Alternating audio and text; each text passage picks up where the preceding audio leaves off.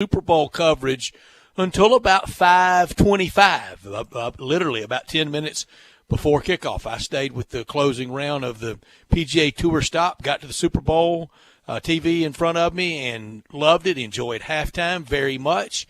I thought the NFL nailed it, and I thought it was very entertaining. And then the game I thought was good. But I texted you once during the game. Was that great football being played yesterday? Honestly, both those teams, and I think the Rams, the exception, because you look at them before the year, roster makeup, they should be one of the best teams in the NFL. But the Bengals were not at any point this year, in my opinion, one of the top 5 teams in the NFL. Not even but they close. They ran through the playoffs. And it made me think about this, Brett, and this is sort of an abstract thought. And I was banging the Colts drum leading into the playoffs until they lost to the Jags. I think the Colts could have made a substantial run if they were in the Chargers. Yes, I mean it's crazy to think the Bengals the made it that Ravens. far.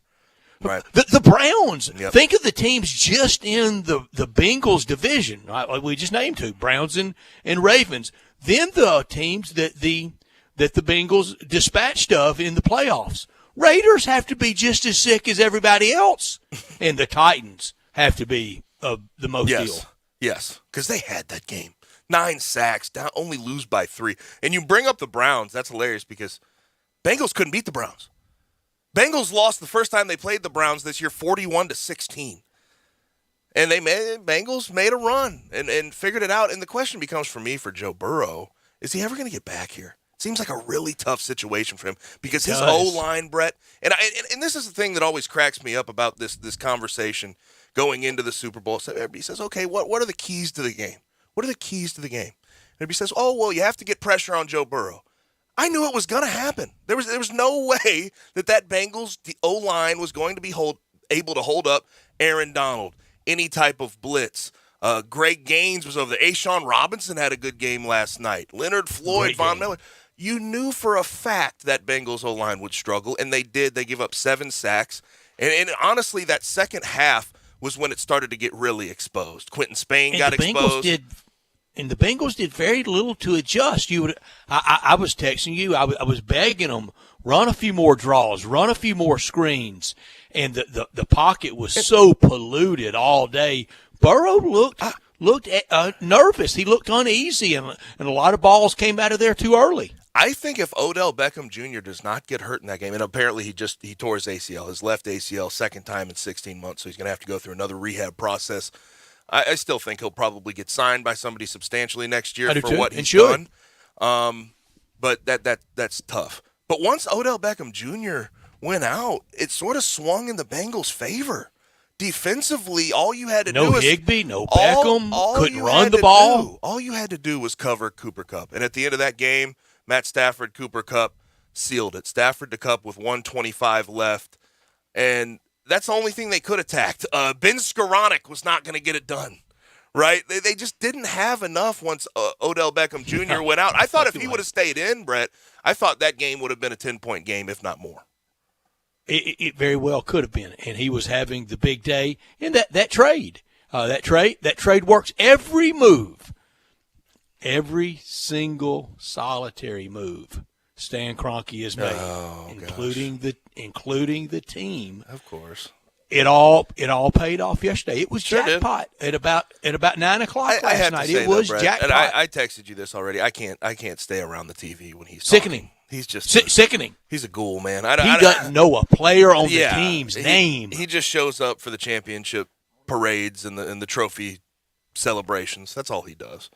And look, you got to give credit to Les Snead and the Rams organization for going out and spending, at the very least, for that L.A. market. They went out and they got everybody. They did. They had, you know what? The stat that I found amazing. They had to go all in. Do you know Sean McVay has never had a first-round draft pick? Has never drafted in the first round as the coach of the Rams. Last one was Jared Goff, and that was Jeff Fisher. That's an amazing stat to me. And who knows when he will actually get a first-round pick because they've leveraged it all out. But I thought the first half was well played for the most part. Second half, there's a lot of things going on. First play of the second half was the T. Higgins touchdown. That was a horrible no call, Brett, and that changed sort of the complexion of the entire game. really did, almost enough to propel Cincinnati to victory, but it wasn't.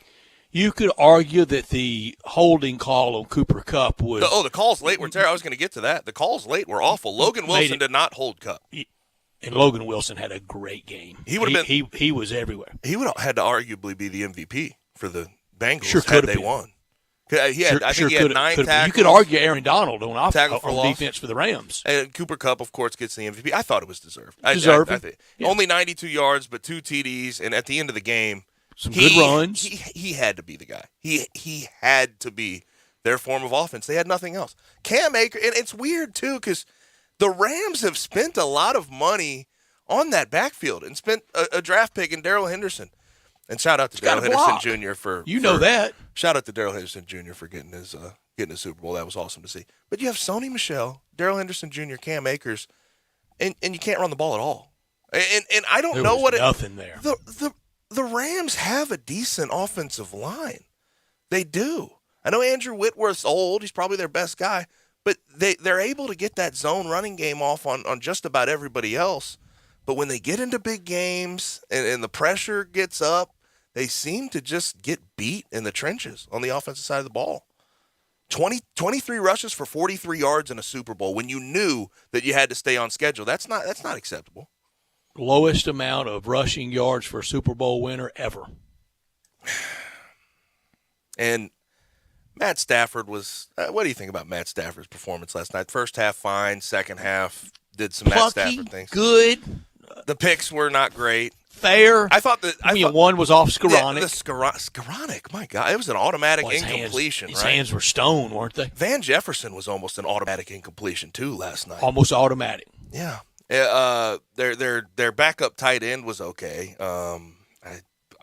Bryson Hopkins. He was solid, didn't he? He was solid. 4 catches. But outside of Cooper Kupp, there was nothing for that Rams offense. Now the whole world knew who they were going to. And then on the side of this Super Bowl, there's a lot of sort of side stories, right? You have the possible retirees. There was sort of the report about Sean McVay, report about Aaron Donald that Rod Woodson put out before the game. Whitworth, for sure. Whitworth. I mean, he's 40 years old. Playing left. And we have to stop and appreciate that for a second. Playing left tackle at 40 at the level he's playing it at, that's ridiculous. He's a Hall of Famer, right? I mean, he's got to be. Playing it at 20 is hard, isn't it? Yeah, but 40, good Lord. He's probably a Hall of Famer, right? We're I think close. so. And your text question, I love it. The AutoZone text line, 901-360-8255. We'd love your input. I thought it was yes last week, win or lose. I think it's yes today. I still think it's after a little bit of a wait, unless he comes back and tacks on another one. It depends how long he plays for and who he has around him and what have you. But the back of the football card doesn't get any more impressive unless it's another Super Bowl. And he's got a few more years in him, theoretically. I mean, just he does. Watching him. He's got 49,000 yards so far. I want to know. I'm curious because the Pro Bowls and the All-Pros are not there. They're just not. So I want to know, to a certain extent, which side of it are you on? Yes or no? Matt Stafford getting into the Hall of Fame. Yeah. Where are you? I'd lean yes because I think he's going to add to it. And I also I personally take into consideration his circumstances before he got to the Rams, before he got to this team. Almost the good kind of asterisk having to play in Detroit. Yes. Yeah. And 9-7, 11-5, 10-6 in Detroit at that time with Joey Bell as your running back, with Reggie Bush, probably the best running back you ever had. Your defense was never any good.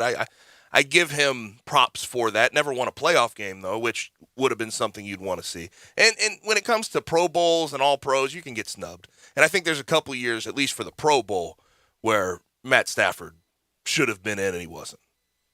Yeah, I'm with you there. But Super Bowl Sunday's come and gone. We'll talk about it. We'd love your input, 901-360-8255. Get in the zone at AutoZone. That's the text and the phone line. College basketball, it's here. It takes center stage. In FanDuel Sportsbook, they have an offer you don't want to miss. Right now, new customers can place their first college basketball bet risk-free, and if you don't win, you'll get up to $1,000 back. Bet college basketball any way you like. Take a chance at a same-game parlay bet. Jump into the action with live betting or bet with big promotions like Odds Boost. Here's what I like. Tomorrow night, the Tigers plus the points on the road. I love that. Tomorrow night, I love Tennessee against Kentucky, and I like the Arkansas-Mizzou under tomorrow night. If you've been thinking about joining FanDuel, now's the perfect time to give it a shot. The app is so easy to use. They're always hooking you up with great odds, and when you win, you'll get paid in as little as 2 hours. So see for yourself why FanDuel is America's number one sports book. So much fun with it yesterday. Download the FanDuel Sportsbook app today and sign up with promo code to get your first bet risk-free up to $1,000. That's promo code CASH. You got to put cash in there so they know I sent you. Must be 21 or older and present in Tennessee. First online real money wager only. Refund issued as non-withdrawable site credit. That expires in 7 days. Restrictions apply. See terms at sportsbook.fanduel.com. Gambling problem, call the Tennessee Red Line at 1-800-889-9789. This hour of our show, as Gabe said to start our show, is brought to you every day by Lexus of Memphis, the one and only Lexus dealership in town at 2600 Ridgeway and online at lexusofmemphis.com. Call them at 901-362-8833 for any service question. No appointment necessary. But give them a call if you need any help. If you ever thought I'd look great in a Lexus, well, guess what? Lexus of Memphis thinks you would look great in one of those beautiful cars as well. Great offers on all 2022 models and special lease options. The Super Bowl of loves today. You would love a new Lexus, wouldn't you? Drive in luxury and confidence knowing that every new Lexus comes with complimentary first and second maintenance services. Stop by today at Lexus of Memphis at 2600 Ridgeway and put yourself in the driver's seat of the all-new 2022 flagship LS500. You'll be looking and you'll be driving in style. When you purchase a Lexus, you get top-of-the-line engineering and design they make for the luxury driving experience. Online at lexusofmemphis.com. Experience amazing at Lexus of Memphis. Top story of the day. We already have some answers rolling into Matt Stafford. The Matt Stafford question we posed at the text line, 901-360-8255. Continue to answer that. Is Matt Stafford leaning into the Hall of Fame after last night's Super Bowl win? But he gets his first in his first year with a new team, one of three quarterbacks to ever do that, right? Tom Brady and Trent Dilfer being the other two. How about that? Tom Brady and Trent Dilfer, the difference there is pretty unbelievable. But the Rams get the win, 23-20. Sean McVay, youngest to ever coach and win a Super Bowl. And my gosh, to think about what he can get done by the end of his career, the coaching tree he started, it's ridiculous. But there was the retirement conversations around him. Is he going to step away, go into the booth, and try his hand at that? I don't know. There's a lot of things to be sort of sorted out after this, but the Rams are Super Bowl champions. The Stafford to Kupp connection came through. Cooper Kupp wins MVP. I thought there were some tough no calls early in that second half, especially on that T. Higgins touchdown where he grabbed Ramsey's face mask and sort of tossed him down. But then later, there were some bad calls. I didn't think that was a hold on Cooper Kupp. That extended the game. Logan Wilson did not hold him. That extended the game, gave the Rams more downs to work with to go win the game. McVay, though, said he needed Stafford, and it worked out. He needed it. And Stafford, for better or worse, adds this to his sort of stats, to his career, and we'll see what happens with it. The run game held them back, though, and I don't know how. 3 backs. You should be able to get it done, but we look forward to next year's Super Bowl. And I have the top 5 as far as Super Bowl odds are concerned. Chiefs at plus 750, Bills at plus 750, Rams, who just won, at plus 1,000, and then the Cowboys and 49ers at 4 and 5 at plus 1,400. So I know it's a long time until next NFL season, but it's never too early to look forward to it. My top story, Super Bowl 56 champions, the Los Angeles Rams. And Stan Kroenke, Matthew Stafford gets his ring. OBJ gets a ring. Darrell Henderson gets a ring. Andrew Whitworth gets a ring. And Aaron Donald gets his most coveted ring. He didn't need anything else for that Hall of Fame resume, but now he has it. And Super Bowl MVP Cooper Kupp, well, he'd go to the Hall of Fame someday. He's got a Super Bowl ring. 2 in a row for the home team.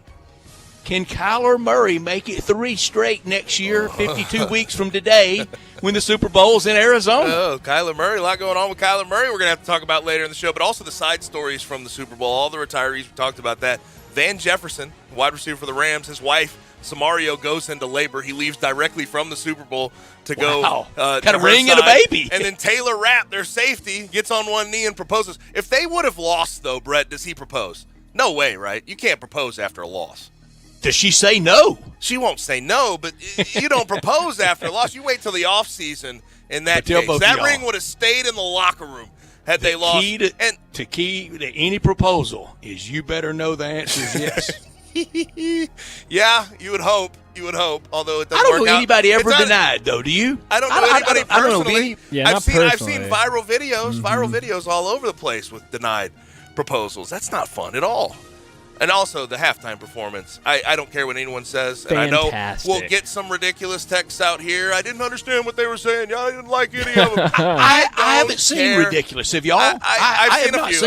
I've seen it. Well, I mean, couple. Twitter, again, moral Twitter's a compasses are not terrible found place, there. yeah. But I thought it was fantastic. Kendrick opening with Mad City, with the box and the dance. That was pretty cool. The whole put on there. And then I wanted Don't Kill My Vibe. But he played. But, he led with Gonna kind Be of a Alright. slow song. Mad City's kind of slow. I think he wanted to get the energy back up with We Gonna Be All Right. I could have done without 50, although 50, whatever. I mean, people were making fun of him. I could have done without 50 hanging upside down. Yeah, that was crazy. That's what I he can't did get that out of original, my mind. He did that in the original music video, I believe. Oh, yeah. To the song. I knew that. Yeah. So, yeah, exactly. I knew that. You know that song, though, In the Club, right? Come on. Oh, yeah. There we go. There we go. But I was glad to see next episode, Still Dre. California I think Love all played in LA. Third or fourth time I've said I enjoyed it. I like anything with some vibe to it. Yeah. And I've said many times, you give me hip hop any day of the week over country and western, any day of the week. But let me ask you this: without somebody being mean or saying something just really stupid, it's allowable, isn't it, for people to say, I didn't enjoy that? That's isn't it? fine. Yeah, I That's mean, if fine. it's Just not don't your go too taste. far. Don't Yeah. go too far. Yeah. You know what I mean? Because not everybody likes asparagus. Right. And I hate also, Mary asparagus. J. I hate Blige. asparagus. Let's run it down. We Yeah. will run it down. I love asparagus, guys. Ugh. I love it. Gabe, you're better than that. I Get love a it. get a big plate. I also of don't red eat beef green instead of foods. asparagus. I don't eat green foods either, Brian. Nice. And I'm gonna try to eat less the rest of my life. Mary J. Blige showed that she's a queen, though. Oh, yeah. 100%. Family Affair is always a thumper, isn't it? Mm-hmm. That's always a thumper. She did. I thought she was the highlight of it. Yep. I think she's up there, but I'm going to say it, and people may disagree with me, and this is my lifetime, so this is my take on it. That's the best I've seen in my lifetime. And that's allowed. I enjoyed it. Not top story of the day. All right. It has to do with the Winter Kind of Olympics. forgot about the sounder for not talking. Brett and I've watched. Brett, how much of the Winter Olympics have you watched? Zero? None? When I say zero, I mean None. It is the quickest you can turn it. When we come back with an Olympic highlight reel, I'm turning it. I mean, it could not be more than 3 seconds. I'm rooting for the USA. I'm rooting for all of the Olympians. I hate the Winter Olympics almost as much as I hate asparagus. Oh. But I'm always going to root for the people representing our country in the Olympics. Nathan Chen won men's individual figure skating gold. Chloe Kim wins women's half pipe gold, and what is she? She's 21. She's really young. Aaron Jackson. I'm not rooting against them, but I just don't care. Aaron Jackson wins gold in the long track women's 500 meter to become the first black woman to win a speed skating medal. So that was really, really cool. But my not top story has to do with just a disgusting decision made by the IOC. So Russian Olympic Committee's Kamala Valieva, who's 15 years old. 15, Brett. This is unbelievable. Tested positive for a banned substance. It's called trimethazidine, which increases blood flow to your heart. And the IOC ended up ruling that she would still be able to compete because she is, by their definition, a protected person, which means she is too young to know what is happening to her. Because of this ruling, the 9 skaters on Team USA who won Team Silvers will not get a medal ceremony during their games. Neither will the members of the Japanese team who placed bronze. So you're basically punishing everyone for the Russian Olympic Committee's actions. And they have always cheated. This isn't a surprise. Well, that's why they're the RFC now. Exactly. So that's why they're cheating right now in Kyiv. I'm just sick of the we need to change. I'm sick of the IOC arbitrary rulings, disgusting rulings. Mm-hmm. And also I hate the IOC more than I do the Winter Olympics in broccoli. And I'm sick of Russia.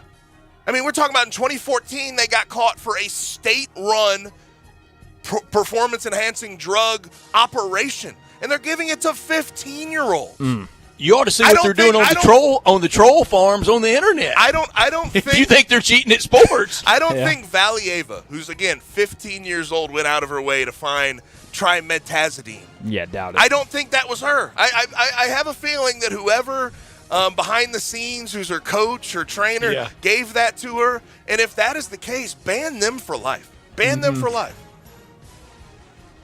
I agree. My top story. Tra-la, tra-la, here comes the Tigers. Biggest win of the Coach Hardaway era, no doubt about it. Won it, really giving Houston the business, giving Houston some of their own medicine. And, oh, by the way, when we say make the free throws, it'll make it a lot easier, I'm going to make a bold comment right now. Tigers shoot 94% the rest of the way from the free throw line. They will go to the Final Four. My preseason prediction will be right. Oh, Final Four. I said, yep. They probably won't shoot 94% the rest of the way. But also, we're seeing it, meteoric ascent upward in the net. And now every game becomes the biggest game of the year. It's late February. What's new about that? Win games and all the net and all the seeding and all the first four and next four and last four and barking crow and barking dog and broccoli will take care of itself. You been to the Barking Crow this week? We don't have to worry about NIT bracketology at the moment. We can worry about the real bracketology. Yeah. That'll do it for top and not top story of the day. And what Brett just ended on. We're going to come back and we're going to discuss Tigers beat Houston over the weekend. 2 more games on a road trip, Cincy, and then SMU. We discuss that when we come back on Sports 56 98.5. Peter Edmiston and Anthony Sane bring you Sports 56 Grind Time. Brought to you by Poultry Power. Weekdays from 1 to 3 on Sports 56 and 98.5 FM.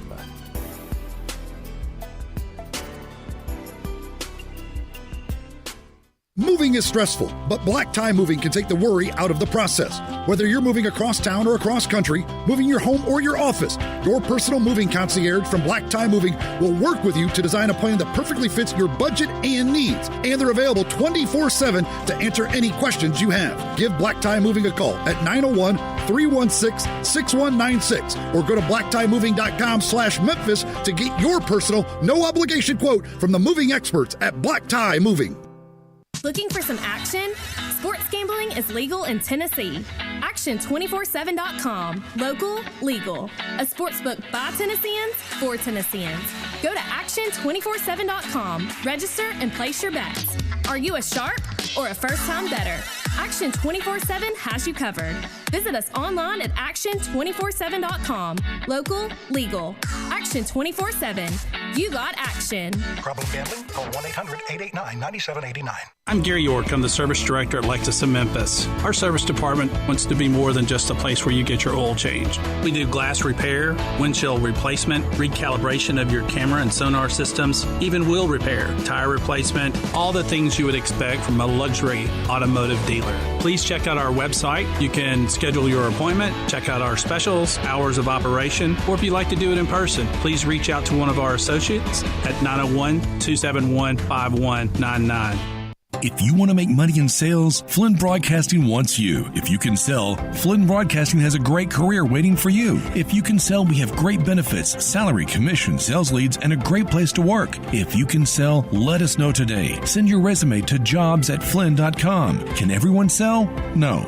But if you can, Flynn Broadcasting wants you. Apply today at jobs@flynn.com. Start your great career today at jobs@flynn.com. Flynn Broadcasting wants you. Hi, this is John Conway with Conway Services. When was the last time you had your heating system cleaned? How about a safety inspection? Right now, Conway Service is offering our 16-point Energy Saver Super Tune-Up on your heating system for only $69. That's right, for only $69, we'll come out and perform our 16-point Energy Saving Super Tune-Up on your heating system. We'll also include a complete safety inspection using our state-of-the-art camera system, making sure your heating system is safe to operate this winter. Plus, we'll run a carbon monoxide test on your heating system, all for only $69. You can have the peace of mind knowing your heating system is safe and ready for those cold winter nights. So call Conway Services, the Mid-South's premier heating, cooling, plumbing, and electric service company at 384-3511. That's 384-3511. Call this week, and we'll perform your heating system tune-up for only $57. Call 384-3511. Conway Services. Call Conway today. Ole Miss Rebel Yell is back. The Rebel Yell Hotline Radio Show is back on WHBQ Sports 56 and 98.5 FM. Every Monday night at 6, hear the latest news on your Ole Miss Rebels with Yancey Porter with 24/7 Sports, former Ole Miss defensive tackle Mike Fitzsimmons, Gordon Ford covering SEC Sports Call, and former Ole Miss baseball announcer Gary Darby. From kickoff to free throw to extra innings, your Ole Miss sports on the Rebel Yell Hotline Show right here Monday night at 6 on Sports 56, 560 AM and 98.5 FM. Your Mid-South Sports Station. Now, back to Sports Time on Sports 56. This hour is brought to you by Lexus of Memphis. Here once again are Brett Norsworthy and Gabe Kuhn. So our text question of the day, is Matt Stafford after last night a Hall of Famer? We'll get to those later in the show. Want to save those. Already have some good sort of entries. But a couple people on the halftime show. Somebody says, how about 50 Cent put on so much weight we should change his name to $1? I saw that. That is. I'll say this. That is a reused joke. I've seen that several times. That's the first time I've seen it. But he's gained some weight, but he's not fat. Well, he's not fat. Not making music anymore. Yeah. He's a celebrity. He has money to spend. Why not spend it on living food? big? You know? Come on. He must have been eating he must be eating the sort of food that I had at my house last night. Year round. What is it about Super Bowl food too? Like you eat it knowing you're going to get a stomach ache. You still eat it. Oh yeah, Buffalo dip. You have the buffalo. It's America for all the good Teeny and the weenies, bad. cheeseburgers, brats, excess, gambling, square games, drinking on a Sunday. Yep.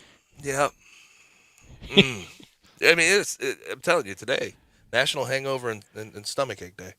Somebody else says, halftime was not enjoyable for me, and I love broccoli. Just my thoughts.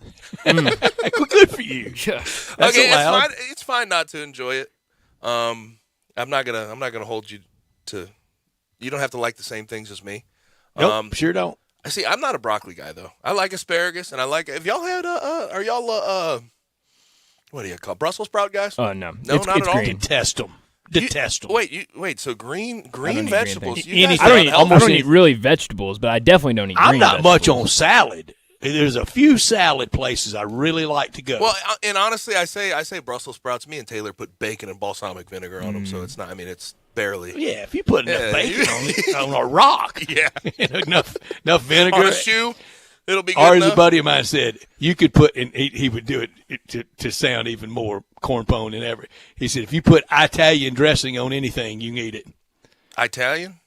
Yeah. From But Italy? He went heavy emphasis. From Italy? He went for heavy emphasis on Italian to try to sound like that. All right, Tigers win this weekend, 69-59. You know, to sound like Marty and McGee sound with that affected sound they have. Right. Tigers win over the weekend, 69-59 over Houston at Houston. I said it. Biggest win of the Penny Hardaway era. 14-8, they improved to 8-4 in conference. They were the better team from start to finish. They were. It'd have been robbery if they hadn't won that game and fell down 5 late. And know what's crazy, Brett? Last week I've been down on the Tigers most of the year for a lot of different reasons, and obviously injuries, the way they've played. I don't think you have to explain them. Aren't they? They're very explainable. They're abundantly clear why you should be down on them all last week, though, Brett, I told you this is the most positive I had been going into a week of Tiger basketball. Since I tried that around the first of the year and got burned badly. Since 5-0, because they had DeAndre Williams and they had Jalen Duren back, and those guys played a massive part in winning this game. Do you remember the play in the first half, the alley-oop to Duren? I think a pass from Williams. Yep. Mm-hmm. Never mind the bucket. The catch. Mm-hmm. It was so far behind him. to make that catch and turn and jam it, that was early. The trend was set, and they really outfought a gritty, nasty team that couldn't answer. And it was a really ugly game, I think. 18 turnovers apiece. Not great. And that's what you're going to get with Kelvin Sampson versus Penny Hardaway. Because Penny Hardaway and that team, they found their defensive groove. They found what they want to do and the pressure they want to put on people. And down the stretch of the season, that's going to serve them. Look out. I say it was too many turnovers, and I said before the game, if they turn the ball over like that, they have no chance of winning. It didn't matter. It didn't matter because they turned over Houston because they got the other team. But that's right. They turned the other team over the same amount. But then to go to that stripe, knock down 94%. Yes, that's huge. And here's the thing that does kind of give me, I'm not going to say worry, but I wonder how sustainable that type of winning is for the Tigers, especially on the road. Well, the degree of difficulty won't be as high as that Saturday. It won't be as high. The rest of the way either. I understand. Except for when they play Houston at home. Between the two teams, 18 apiece turnovers-wise. That's 36 together. Only 14 steals. That's a ridiculous amount of unforced errors. The ball was flying around. Just everywhere. How many times each team just threw the ball out of bounds? I don't know if you caught this or not. But one time Houston turned it over, and then the TV shot went straight to Kelvin Sampson, and I swear I could read his lips. He said, "This is my fault." To the assistant coach by him, he goes, "This is my fault." Mm-hmm.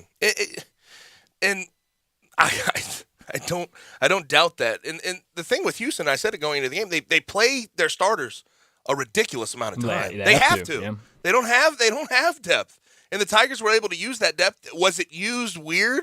Yes. At the beginning of the game, Tigers are up 15-4, and then we get a line change. I didn't really like that, but I'm not going to poke at it. I'm not going to poke at it too hard. They won 69-59, but you're up 15-4. You put in subs. Although I poked at it with you on texting you Saturday. But Brett, it's hard not to when they're up 15-4. You bring in a line change. Houston goes on an immediate 10-0 run. Immediate. Mm-hmm. I mean, I think even one text you. I think I even went, Father, Son, Holy Ghost, in the name of all things holy. Leave the starters in. Keep it. And DeAndre had some foul trouble, so I understand why I thought he could have turned back to him a little earlier.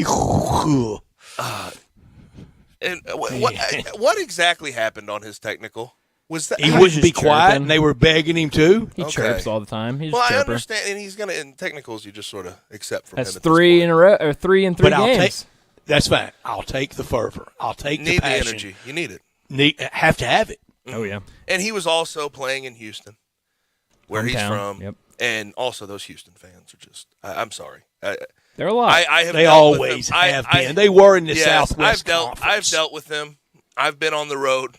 In that hostile environment at TDECU Stadium, they're the worst. Them and UCF. I was around them a lot at Southwest Conference basketball tournaments. Our families always got treated very badly in those stadiums. That's just a fact. I'm not. And the sign we saw, the young Dolphins. I'm not going to repeat it because I thought that was just the worst taste ever. And the fact dude woke up that morning thinking he was being funny. The young Dolph, that's how sad that is. Poking fun at young Dolph's death. It's just and the fact that you had to have, from what I hear, and his gal signed off on it, standing there by him. From what I understand, Laird Veach had to go up to their AD and say, "Hey, go confiscate that sign. That can't be there." That's from what I understand. That's what had to happen to get that sign taken out. The fact that he thought that was a good idea, I can't understand. I can't fathom being that dumb. Yeah, to bring in a sign like that. Now to the game again. but they're fans. Yeah, I promise you. I've been around them since they came into the Southwest Conference in the mid-'70s. And, look, anybody that tells you anything about how great the team around Phi Slamma Jamma was, they are not overrating anything. Maybe underrated because they didn't close it out and ever win a title. So if you hear anything about Phi Slamma Jamma, go with it. They were not even selling out high fines in the day until very late in the Phi Slamma Jamma period. 82, 83, it was a ghost town in dimly lit high fines, and they caught up to them about 84, 85. Yeah, I just have too many bad experiences. My family has too many bad experiences dealing with Houston fans. And UCF fans. I'm going to throw UCF in there. They're pretty rough, too. Gabe, we've talked about it. I'm telling you, the family seating section out at college football, it is rough and tumble. It is. Gotcha. It's rough and tumble sometime among each other. Between the families? Well, Yes. Depending on how the game's going. If the game's going well, everybody seems to get along. Oh, I know it's sunshine and daffodils then, but I've told you, the quarterback and the kicker, but their families, man, it's rough out there. They get a lot of death stares. Get a lot of bad looks They from get the other they families. they get left hanging on high fives a lot. Yeah, but Houston fans are awful. I think we agree on that. But that Houston team's not awful. The Tigers still found a way to get it done. And what they've done, Houston team's really good. What they've done, the Tigers, they've shot the ball a whole lot better. And I point to Lester Quinones because he's a guy that you always, his entire career at Memphis, you've wanted to see consistency in his shot making. 3 for 6 the other day. And he's 15 for 30 in the 5-game winning streak. And that is the correlation 9 made there threes is for the perfect. Tigers. The correlation, and 9 all by the starting lineup. Landers was 4 of 5. Lester was 3 of 6. I think DeAndre was 2 of 2. DeAndre made 2. And the starting lineup was 9 for 16 from 3. He's got that slow release. He's got that Kyle Anderson release, doesn't he? Him and Kyle Anderson have that slow, deliberate, scary, long release. But he's 2 for 2. You know, Gabe, you once said, and I can't remember the guest that said it, maybe Kevin Sweeney, that the road to being in the bracket is winning at Dickies Arena. There's a real starting tomorrow night. No question. There's a real case now to be made of win out and just puff up a resume at Dickies Arena. You don't have to win it all 3 games in 3 days. Okay, and I'm positive on the Tigers, but winning out's a lot to ask. Winning out seems like a pretty steep hill to climb, regardless of the situation. I know they're playing well, but to be able to win 7 straight games to end the year at SMU, at Cincy, then beat Houston at home, in the second time playing Houston, that's going to be tough. If they can run, that's at large, though. They're in. If they can run the table, they're in. And we'll ask Shelby Mast about that, and we'll get to all the with David Cobb. But you're talking about, you look at some of these bracketologists now. I will tell people Shelby Mast does not have at USA Today the Tigers in just yet, and I think the reason he still has SMU in, and it's just the head-to-head. Well, that's going to end. The Tigers are going to get their shot at SMU at Moody coming up 2 games from now. But you look at some of the others out there, bracket guy Dave Allman, you look at Joe Lenardi's bracket. With just a tinker or 2, you could have the Tigers potentially even going through Dayton, but without that, let's say the Tigers got down to a 10 seed. You look at who they would play in a first round. There's some 7s out there with Tennessee. There's some 7s out there with Arkansas. That'd be fun. You guys have not seen this market like when Arkansas and Memphis get ready to run into each other in the NCAA tournament. I would love for y'all to be able to see it. If I was a bracketologist, though, at this moment, if I'm going based on what the Tigers have done this year, I'm not putting them in yet. If I see this used, I'm not leaning them in because I know the inconsistencies we've seen, and I think you do have to. Got to have 68 teams, Gabe. Well, wouldn't you have to take into consideration? And I don't know how much the committee takes into consideration these type of things, but the injuries the Tigers have had were substantial. They're 4-0 now with DeAndre Williams and Jalen Duren in the lineup together. I think it has to be considered, doesn't it? It has to, but their net jumps up to 44. They're a spot ahead of SMU right now. They're 39 in KenPom, 29 BPI, 4-2 in Quad 1. But the problem comes in, they're 1-4 in Quad 2. It's been a the surface numbers. Quad 1, Quad 2. Again, too many quads to keep up with. Again, the surface numbers for the Tigers, if you do a blind resume and look at their Quad 1, Quad 2, net, all that, they don't make sense. But there's a deep dive. If you do a deep dive, resume. But Brett, if you do a deep dive into this team, you would see they missed important guys with injuries. And I think if you know, you know, a little bit of slack there. And that committee should know, shouldn't they? Of all people, shouldn't they know? They should. I mean, not just Gabe and Brett and Brian on radio in Memphis. You know what's frustrating though with this team in the Penny Hardaway era? Why did they turn it on so late? In February's It's very over the last frustrating. in February's the last 2 years, they haven't lost a game yet. And obviously there's a couple more opportunities ahead, but they're 8-0 in the last 2 years in February. All right, Shelby Mass, his consideration. We're going to visit with Shelby about 4:30. We're going to talk to Shelby every Monday from now through one shiny moment, Monday at 4:30. So he's given the consideration. I think head-to-head should really matter, never mind the quad 1 and quad 2.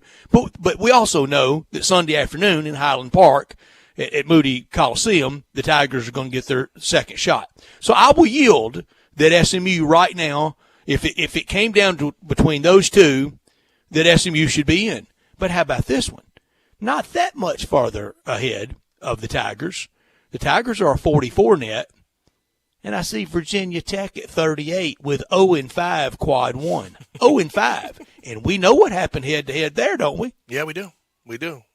The net rankings at times don't make a whole lot of sense. Who was the team last year in the COVID year that was like they were top 5 in net and they're in a Patriot League or whatever it was? Team? I can't remember off the top of my head, but if I heard it, They stayed there all year too. It made no sense. So the net is not as a metric is flawed, but it tells you to a certain extent where some teams stand. SMU's 45, so Sunday afternoon is going to decide a lot, but tomorrow night in Cincinnati will decide a lot. And Cincinnati coming off a loss to Tulsa. At Tulsa, 83-77. And that's no longer quad 1 opportunity for the Tigers. That's quad 2, since he drops a 79 in the net.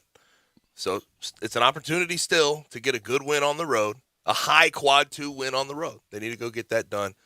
And then SMU. I think that's going to be very telling to where the Tigers stand down the stretch of the season if they can win that game against SMU. Now, when we come back, we have to talk some Grizzlies. Grizzlies beat oh my gosh, I'm losing my mind. Hornets. The Hornets over the weekend, and they had to hold them off.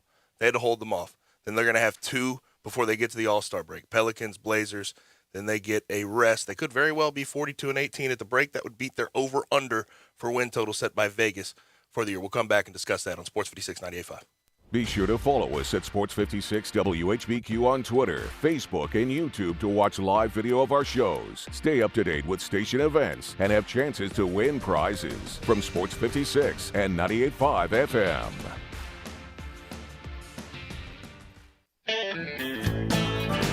Five Ash Roofing, it's what we do.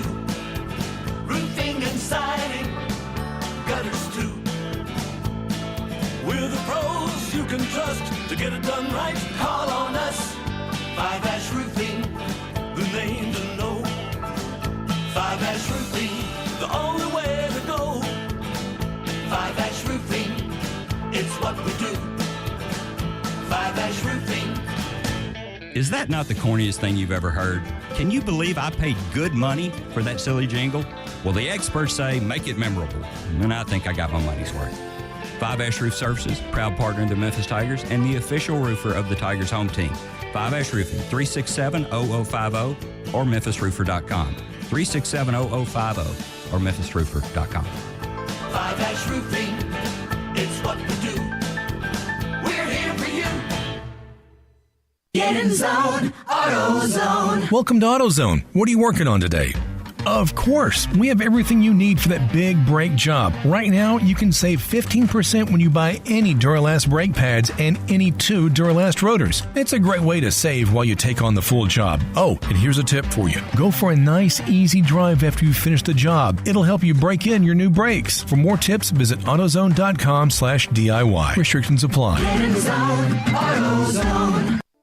Choate's Air Conditioning, Heating, and Plumbing is now currently hiring all positions. If you're ready to take your career to the next level, please apply today. Choate's is offering huge sign-on bonuses to seasoned technicians, plumbers, installers, and air duct cleaners. At Choate's Air Conditioning, Heating, and Plumbing, we offer a career, not just a job, by putting you in a paid training program to develop your technical and customer service skills to best serve our customers. Choate's offers top pay in the Mid-South, weekly pay, paid vacation and holidays, company matching retirement account, health, dental, vision, and life insurance, and Christmas, Thanksgiving, and birthday bonuses.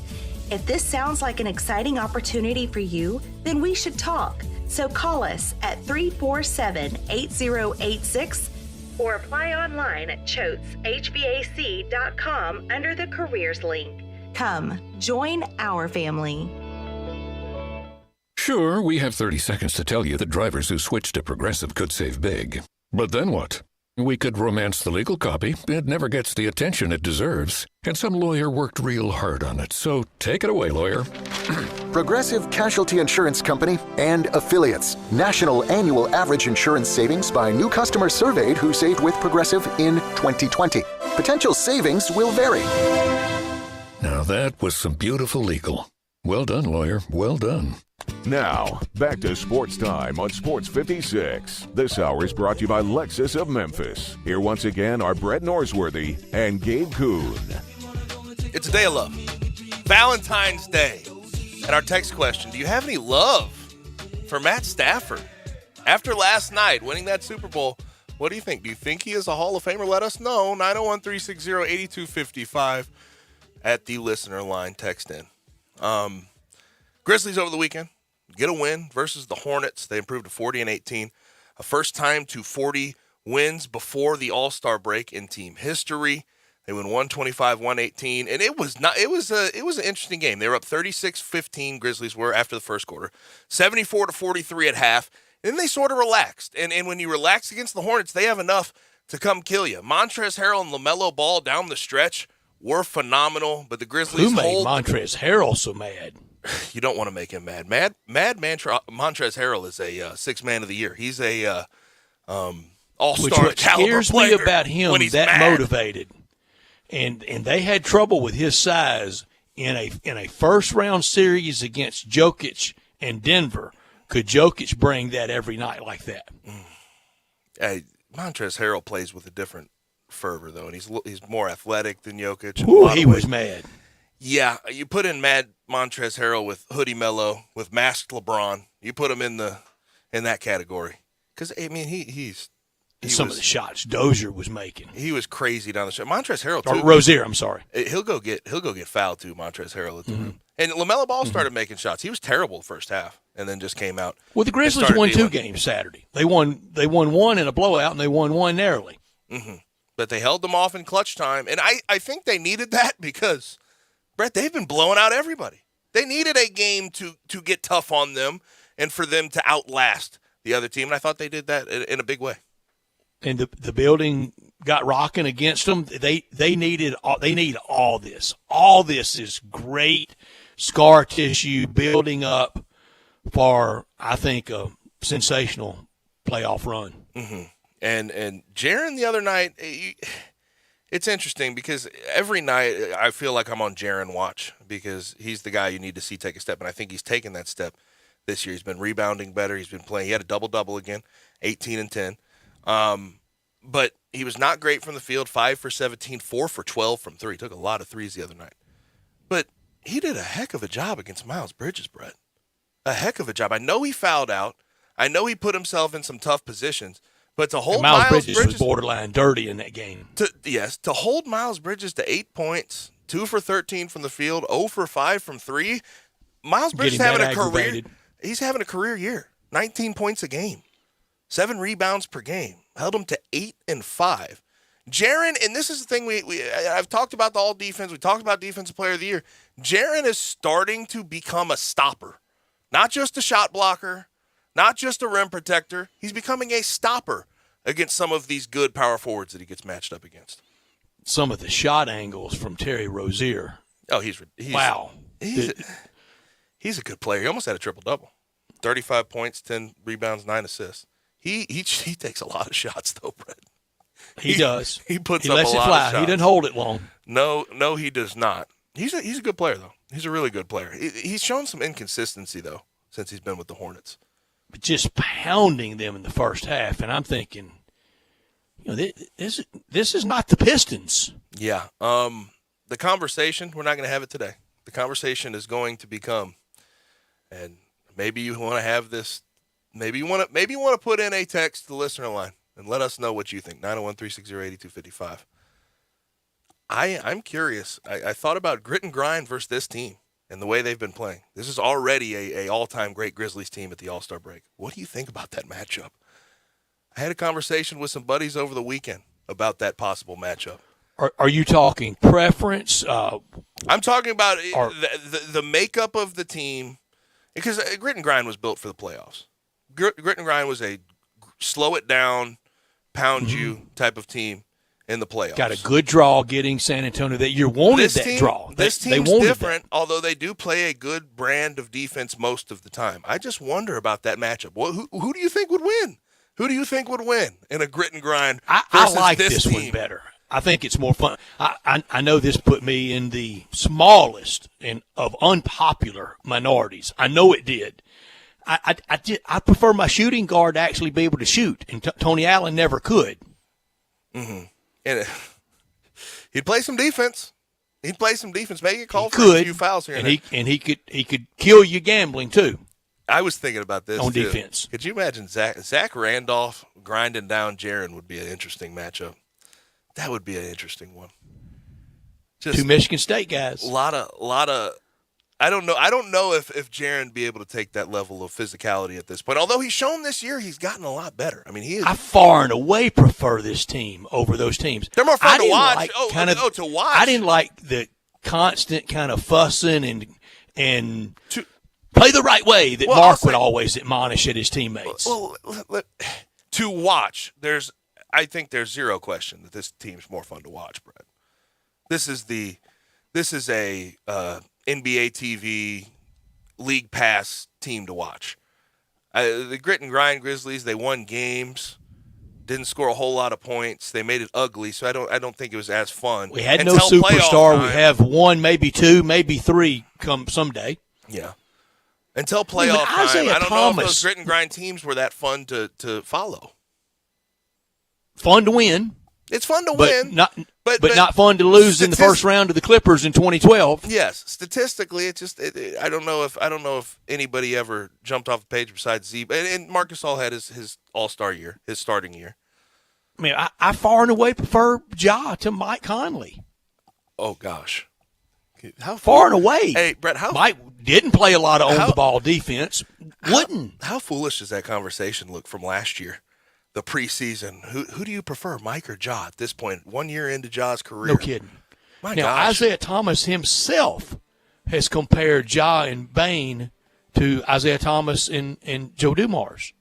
Not Brett, not Woj, Isaiah Thomas. Shaq said Kobe. Shaquille O'Neal said Kobe. He's got the mentality. I mean, never had anybody like this in Memphis. You just haven't. Never. I far and away prefer this team. Yeah. It's a lot more fun. Night in, night out to see what he's able to do at this age. And they're all young. Starting lineup with Zaire Williams. You have 22, 22, 23, 19, and 28. We're not depending on Sam Young to have a big playoff game, and he did. Right. I much prefer this team too, but I'm curious what the text line thinks. I'm also curious about what you think about Matt Stafford in his Hall of Fame case. Keep getting those in, 901-360-8255. That'll do it for hour number one. Hour number two, very college basketball heavy. David Cobb joins us from CBS Sports to start the hour, then Shelby Mass at 4:30. But when we come back, David Cobb joins us.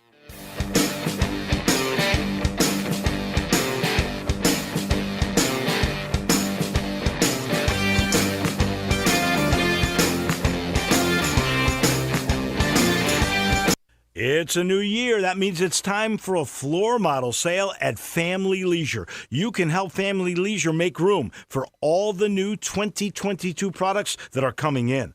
All floor models are priced to move right now. If it's on the floor, it's on sale. But you better hurry to get these special savings because once these floor models are gone, folks, they're gone. We're talking theater seating, massage chairs, arcades, foosball and hockey tables, all on sale. Shuffleboard tables, pool tables, they're on sale too. Plus, there's so much more on sale. And you can get New Year's deals on spas and swimming pools as well. Family Leisure needs the room for new inventory. So what's here has got to go. You can help them. The floor model sale is happening now at Family Leisure, Whitten Road at I-40, where family and fun come together. Happy New Year from our good friends at Family Leisure. Say there was a place, the perfect place for everything you need for tailgates and patios, grills and chairs, charcoal and coolers, everything to make a great game or a great day. That perfect place wouldn't be a warehouse. It's East Memphis Ace Hardware. Locally owned and operated at Quince and White Station, East Memphis Ace Hardware is where you'll find Benjamin Moore paints, local plants from local growers, and Black & Decker tools. Around the block, what you need in stock with people who know their tailgates. Welcome to East Memphis Ace Hardware, the home convenience store.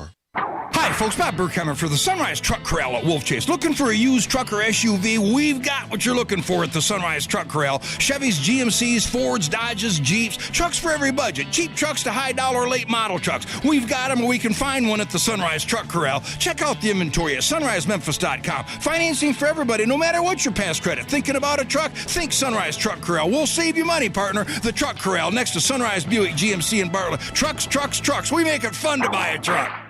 I'm here with the great Pat Donahue from the Rendezvous Restaurant Shipping Department. Thanks, Brett. We've been shipping our ribs all over the country now for decades from our USDA-inspected shipping kitchen in the Pinch District. We hand-cook our ribs in pits that Mr. Charlie built over charcoal, just like they do at the restaurant. So what comes in a rib box? We could do pork shoulder, we could do ribs, our sauce, seasoning, baked beans, coleslaw. We'll even throw in Pancho's cheese dip with our nacho boxes. We also put a bag of Rendezvous seasoned popcorn, heating instructions, some chef hats, some wet naps, and some other helpful tips from our kitchen. We ship our ribs overnight, exclusively FedEx. And we put them in nice packaging. We don't ever want to use styrofoam, so we use corrugated cardboard, actually 2 boxes that fit nice together. So the ribs get to you, your loved ones, or your clients in a safe, wholesome manner. Rendezvous ribs are perfect for out-of-town clients, customers, loved ones. We also ship ribs for any occasion. Where do we order these great ribs? You can go to www.hogsfly.com or give us a call at 1-888-464-7359. Charlie Burgos' Rendezvous Restaurant in the alley since 1948. I know the sweetest thing in Memphis, and I know it's been around for 120 years. You know, I'm talking about Dinstall's, and it's time to stock up heavy on Cashew Crunch, Heavenly Crunch, Turtlettes, all of your favorite Dinstall's treats to watch the playoff games and to watch all the basketball. It's so easy to get. The sweetest thing in Memphis, all you have to do is head to Laurelwood or head to Germantown and Poplar right across from the hospital, or go where they make the candies. That's on Pleasant View. There's nothing that says Memphis better than Cashew Crunch with that little tinge of coconut, or the Turtlettes. Let's face it, there's nothing better than Dinstall's chocolate. That's the mainstay of all candies, isn't it? Milk, chocolate, although their dark chocolate is pretty darn good. And if you get the peppermint with the dark chocolate and put it in the freezer, you're going to love it. So many ways to love Dinstall's. 115 years of making Memphis oh so sweet. We are Sports 56 WHBQ Memphis and W253DF Memphis, Flynn Broadcasting Stations.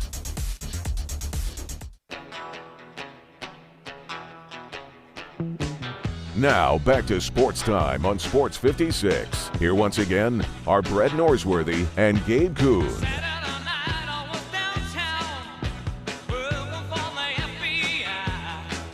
You heard him. Back in with Gabe and Stats. AutoZone listener line 901-360-8255. Getting this on AutoZone. You can also message us on our socials, Twitter, Facebook, YouTube, Twitch. And you go to our website at sports56whbq.com. Before we bring on David Cobb, some news out of the NBA from Woj himself. Tyreek Evans to be reinstated after his drug suspension, his drug ban in 2019. So Tyreek Evans can join a team now. I think Tyreek Evans was the last Grizzlies player to wear 12 before Ja. Maybe Yuta Watanabe. But somewhere in there is Tyreek wearing 12 as a Grizzly. Mm-hmm. Grizzly great, Tyreek Evans. But he's back. He's back. He's allowed to join a team now. 32 years old, so maybe he still has something in the tank. We'll see what happens. Somewhere. We'll see what happens. We bring in our good friend from CBS Sports, David Cobb, at David W. Cobb on Twitter. David, what's happening, man? Not much. I feel like the Tyreek Evans reinstatement comes about a month too late for him because he would have been a great pickup during all that, 10-day, exactly, the 10-day bonanza. Maybe he can hop on somewhere, but it seems like that ship may have sailed for him. And Lance Stevenson really thrived out of that 10-day, didn't he? He sure Former Grizz great Lance Stevenson. Yeah, the entire, what was that, the 2016-17 team, or was it 17-18? Yeah. I forget which year it was when they had all those guys that were just so random, but yeah. Mm-hmm. How did you enjoy yourself last night? The Super Bowl? Yeah. I mean, I had a very passive rooting interest in it and didn't have to work or anything. So it was nice just to kind of kick back and not have to worry about it. Just be a nice spectator and take it all in and stuff. So yeah, it was a great game, obviously, which is honestly for me the most entertaining part. So it was cool. That's all I was rooting for, man. I just didn't want to see a blowout. I hate blowout Super Bowls. Can't stand them. Now we're in a good run of Super Bowls. It's been solid. Now over the weekend, Tigers. David, I know a lot of people didn't see it coming. Last week I was very positive about where the Tigers were with all the injuries, being able to return DeAndre Williams, Jalen Duren back in the lineup. But they beat Houston 69-59. Where do you think they stand as far as at large is concerned, being 4-2 in the quad one? Well, I mean, no doubt that win is the best win that was available to them on their schedule, even at the beginning of the season. I mean, so you take care of that. I mean, that's huge.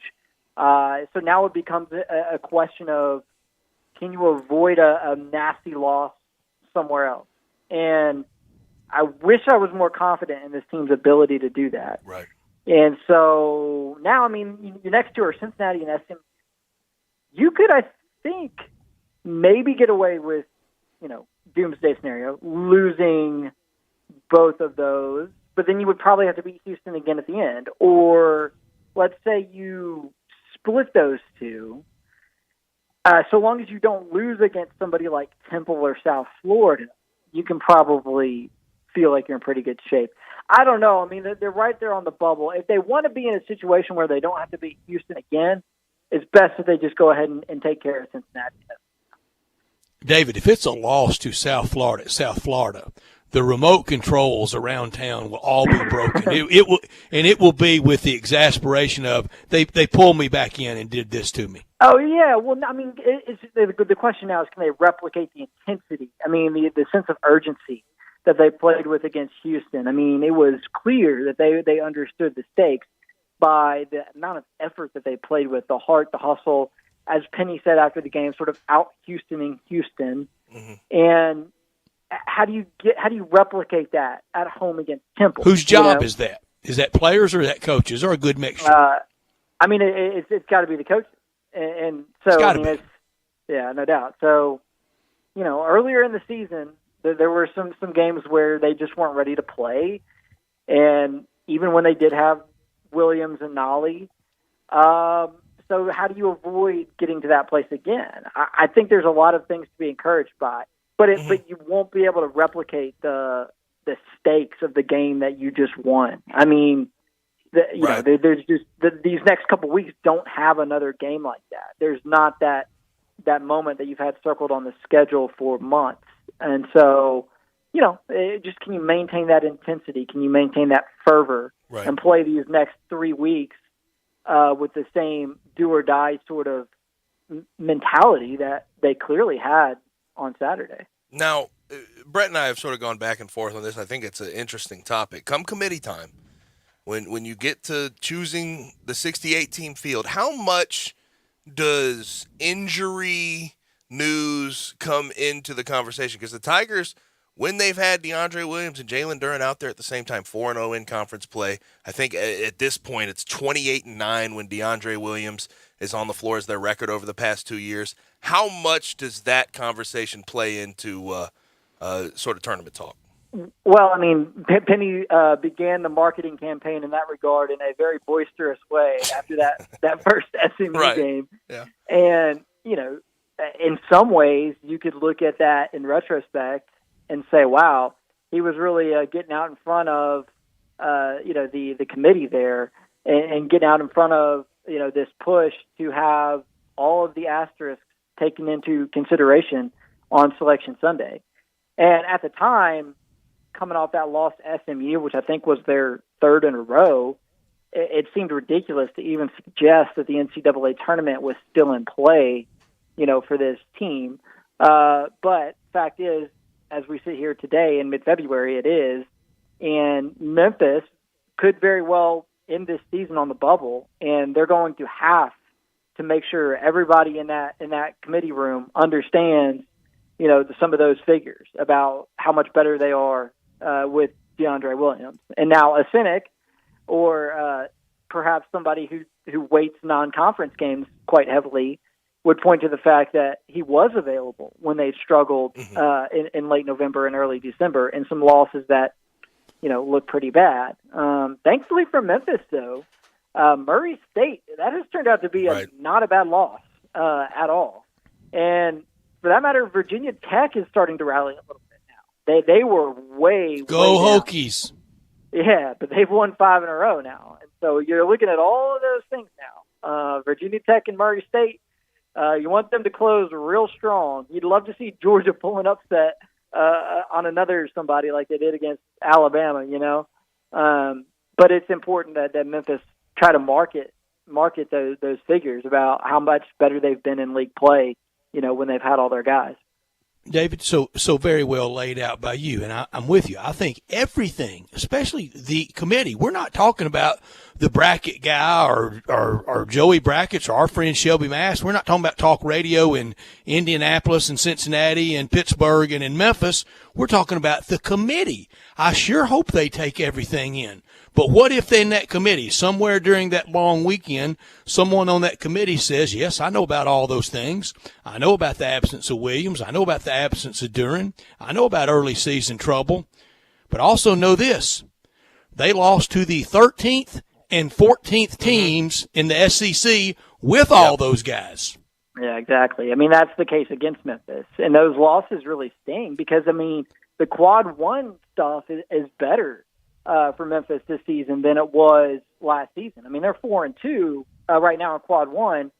And, if they beat SMU, they would go to 5-2 in quad one, which is pretty dang good.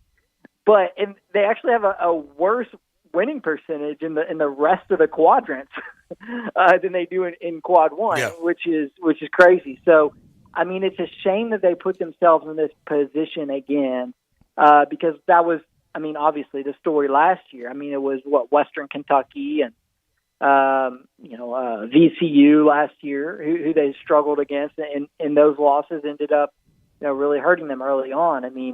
Unfortunately, just due to the conference situation for Memphis with the AAC being the flaming heap of garbage that it is, you just have no margin for error there. And you look back and, you don't want the story of this season to become, what if we'd had our act together in late November? And the win over Houston puts you on the right path towards that narrative no longer being applicable, But there's still enough landmines out there to where, you could get in trouble. But, at the same time, I think there's a compelling case for Memphis if they can avoid the bad loss.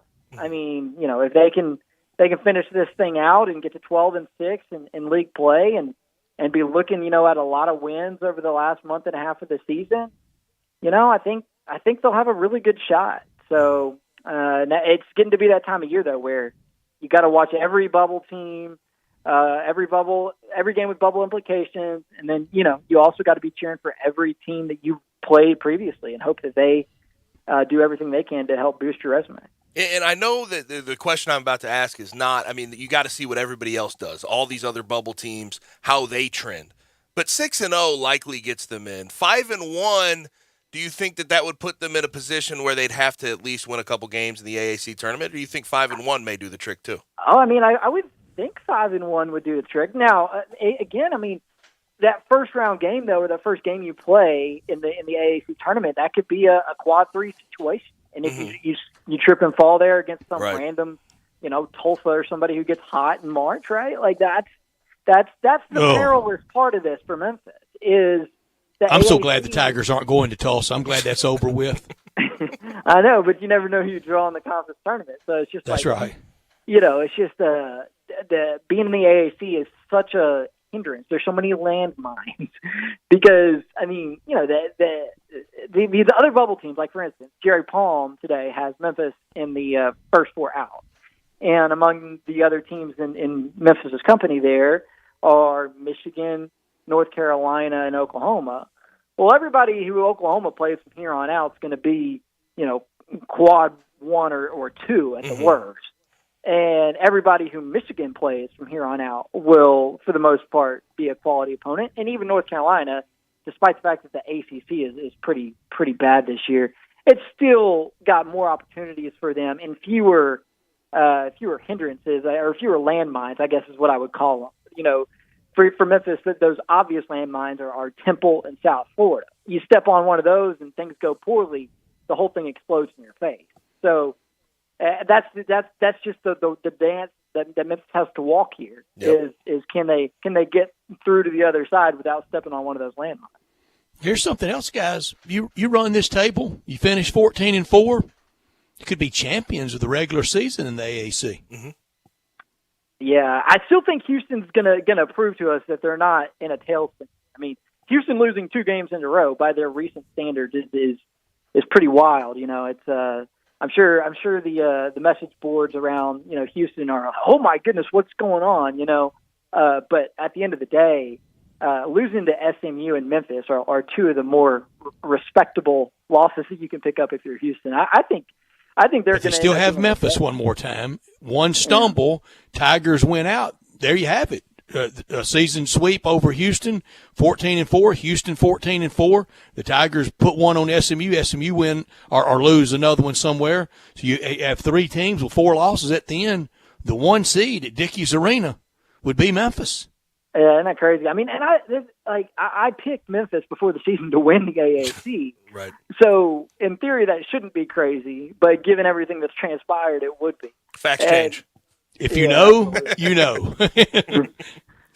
Talking with David Cobb at David W. Cobb on Twitter from CBS Sports. Now, AP Top 25 comes out today. Gonzaga gets 56 of the 60 first place votes. This is their 3rd time at the top at number 1 this year.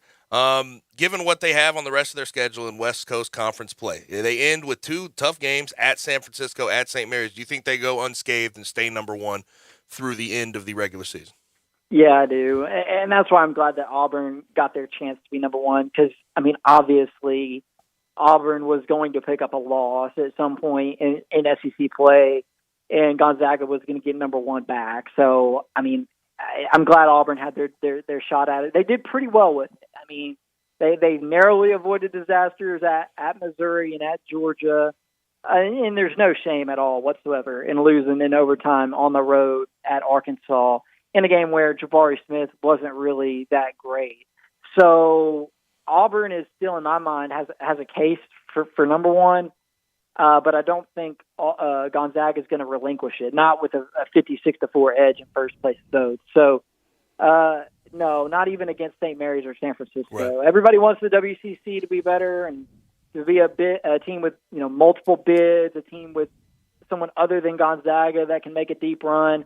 I just don't see it, and it's going to be the same story with Gonzaga as always. It's going to be, hey, when they get to that second round game against a team that's a 7 seed or an 8 seed, they'll be a number 1 seed. So it'll be an 8 or a 9 that they play in that second round game, and that'll be the best team that they've played in months. Right.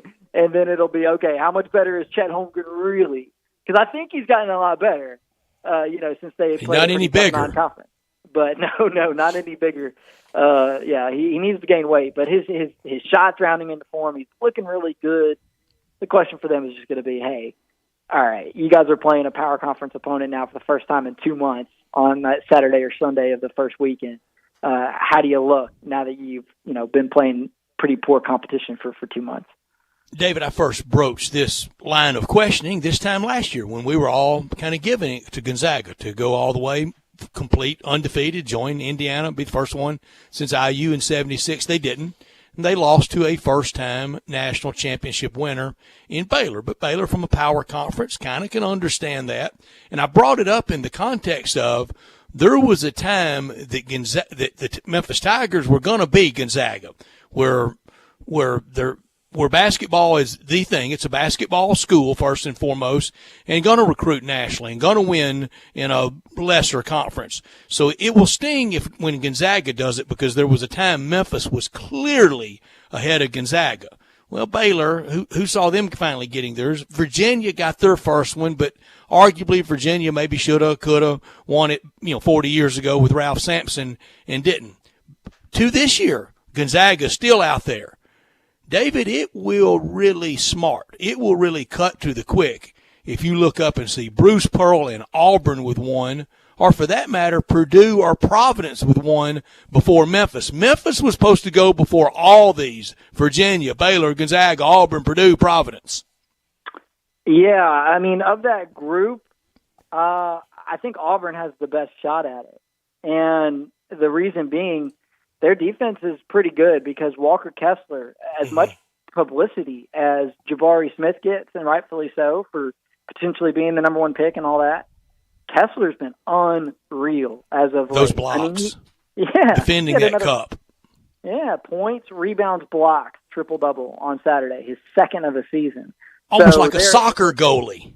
Unbelievable, yeah, just the ultimate rim protector.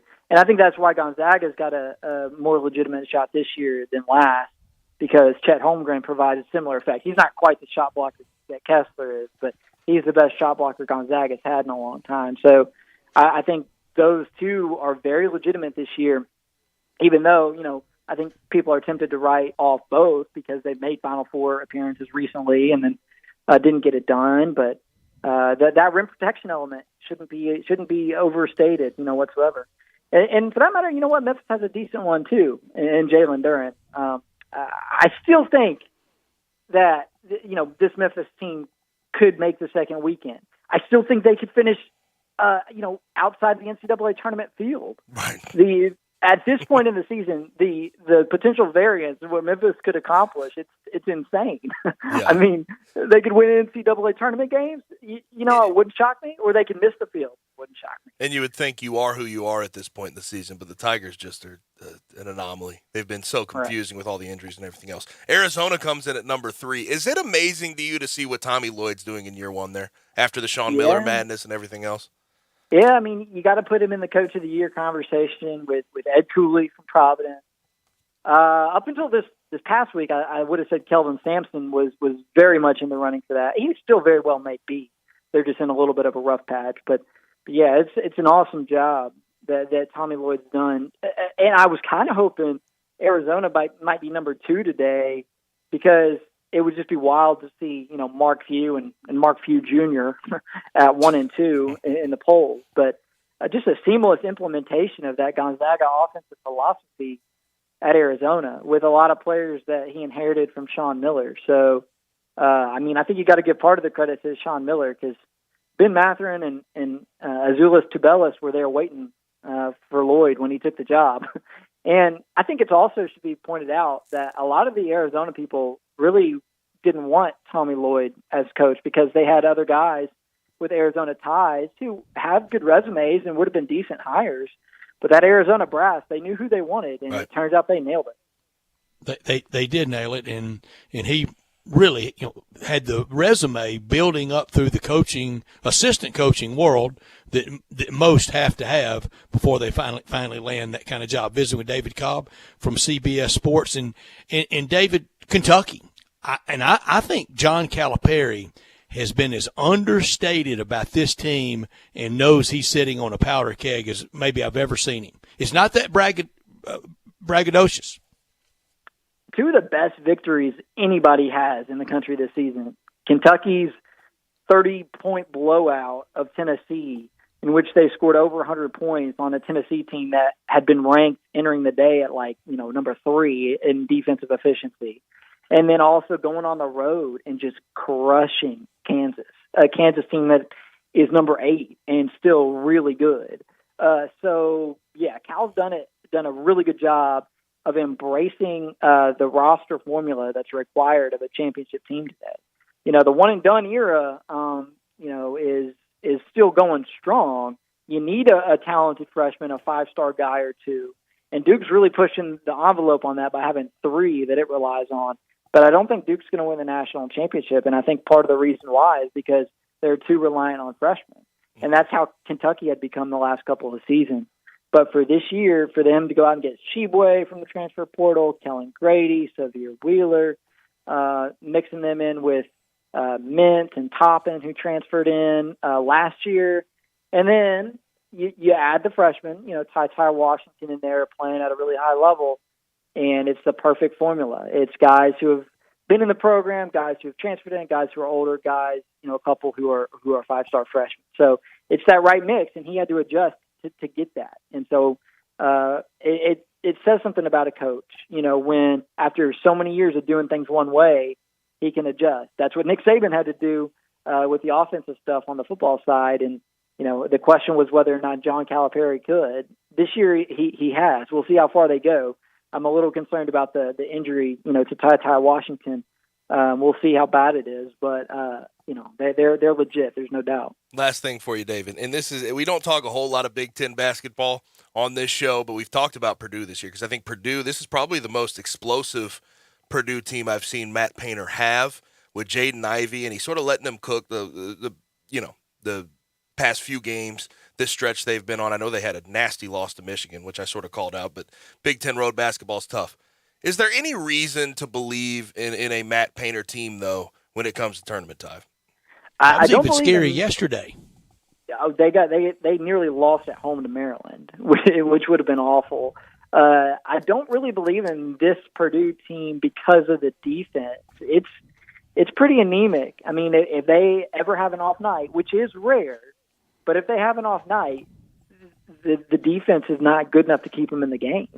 That's what happened against Michigan. Is they had a poor day offensively, and Michigan just let them have it on the other side, and they end up losing by 24. So Purdue is so fun to watch. Jaden Ivey is like basically Ja Morant, except a little bit more of a shooting guard than a point guard. And you may think I'm exaggerating, but if you go watch him, you'll see what I mean. The explosivity, just the It bothers me, David. I'm sorry to cut. It's the best.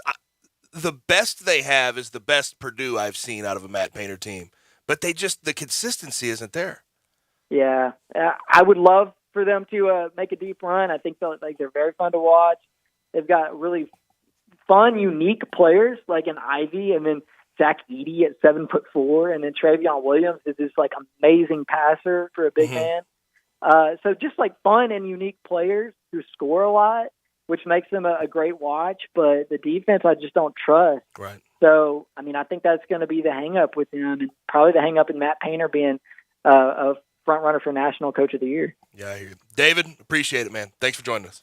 Yeah, absolutely. We'll talk to you next week. David Cobb with us every Monday. We will talk to him next Monday, and it'll be a lot more clarity on all this for all the bubble consideration. Tigers most prominently involved in that now. The go-to place to sell any vehicle for some crazy good money and get a check today is in Olive Branch at All-Star Chevrolet, and you don't have to buy one of All-Star's car or trucks. Just bring it on. Even if you owe money on it, they'll write you a check today. But if you're ready to go car and truck shopping, All-Star is where you want to be. All the Silverados are headed to Olive Branch. Ask for Kevin or Jeff or Drew or any member of that great team, and they'll show you all the new Chevys right there and more in the pipeline. Our All-Star friends, they've been spot on for us through the years, getting all the best 21s and 22s for us. Seriously, these will go really fast, so try to get down to All-Star this week. Pre-order what you want. Zero interest financing available. Your good credit, it deserves that. Go to allstarautogroup.com and look at all the pre-owned and certified pre-owned Chevy Silverados, Tahoes, Suburbans. Go big. Check out the new Stingray. Remember, it's not South Haven. It's not the Pike. It's not Collierville. It's not Mount Moriah. It's got to be Olive Branch, Kraft Goodman Road, first exit on Highway 78 as you enter into Mississippi. Find new roads to All-Star Chevy in Olive Branch or go to allstarautogroup.com. So late night on Saturday, I was on Boogie Ellis watch. So you had USC versus UCLA. I don't want to talk 21 about that versus 12, USC at home. They get the win 67-64, so USC improved in the AP poll. They're at 17. UCLA sits at 13. But Boogie Ellis, my gosh, man. Rough night. Shout out Drew Peterson. Drew Peterson was unbelievable. Peterson's awesome. 27 points. Yeah. I think 12 boards. Boogie Ellis with a goose egg, Brett, and 5 turnovers. That's a Boogie. It's I don't so miss up and any down. of them. It's so up Cisse, and down with Ball, him. Boogie, It's so DJ, up and down with none him, and he of them. plays on a good team, and he's played a good role most games this year. But in that game in particular, my gosh. And by the way, your guy Johnny Juzang, that's a rough one. Yeah. 4 for 16 from the field. Now, I don't like any of them. Obviously, the coaching staff didn't mind any of them going. Right. There's your deep dive, the evaluation of all that. Yeah. That's a good point. That's a good point. Now, we need to get to some bracketology talk because the Tigers, we want to know where they stand, and no better person to talk to than Shelby Mast on the other side right here on Sports 56 98.5. The all-new Sports 56 Mornings with Greg Gaston and Eli Savoy. Brought to you by Action 24/7, James Gaddis Jewelers, and Acura of Memphis. Weekday mornings from 7 to 10 right here on Sports 56 and 98.5 FM. Looking for a high-efficiency planting solution? The Case IH 2150 Early Riser Planter combines the industry's most accurate planter technologies with a rugged row unit for a fast and uniform emergence. The Case IH 2150 Early Riser operates at your speed and adapts to unique field conditions so that you can maximize your yield potential. Stop in or call Mid-South Ag Equipment at 662-890-3141 to learn more. That's Mid-South Ag, your Case IH Equipment headquarters. So here's what car buyers are facing right now. Most dealerships have little to choose from or maybe some selection, but nothing to get excited about. Not at Auto Universe Germantown. I'm looking at beautiful top-of-the-line late-model cars and SUVs right here on Winchester off 385. Auto Universe Germantown has more luxury vehicles than I've seen in one place in a long time. Lexus, Infiniti, Audi, Jeep. Looks like every brand. How about Mercedes, Nissan, Honda, Chevy, Toyota? Affordable luxury. No haggle pricing. Come on by, ask for Zach. He'll take care of you. There's no wait time for service appointments either right here at Auto Universe Germantown. Call Robert at 901-751-7300 and get in now. Brakes, transmission, tire rotation, battery checks. Top technicians for all makes and models. Even collision repair. Everything you want in one place. 7300 Winchester, just off 385. You're going to love Auto Universe Germantown. Ask for Zach and tell him you heard about him on Sports 56. Finest pre-owned luxury vehicles made affordable. That's eautouniverse.com. Simple, smooth, and every sip as easy as the last. Tito's handmade vodka tastes just as good with tap water as it does with your favorite mixer. Back in the day, Tito distilled, hand bottled, taste tested, sent to a few friends, then taste tested again to give you the finest juice around. No frills, no flavors, no fancy labels, just the good stuff. Just Tito's. For recipes, videos, and more, visit Tito'sVodka.com.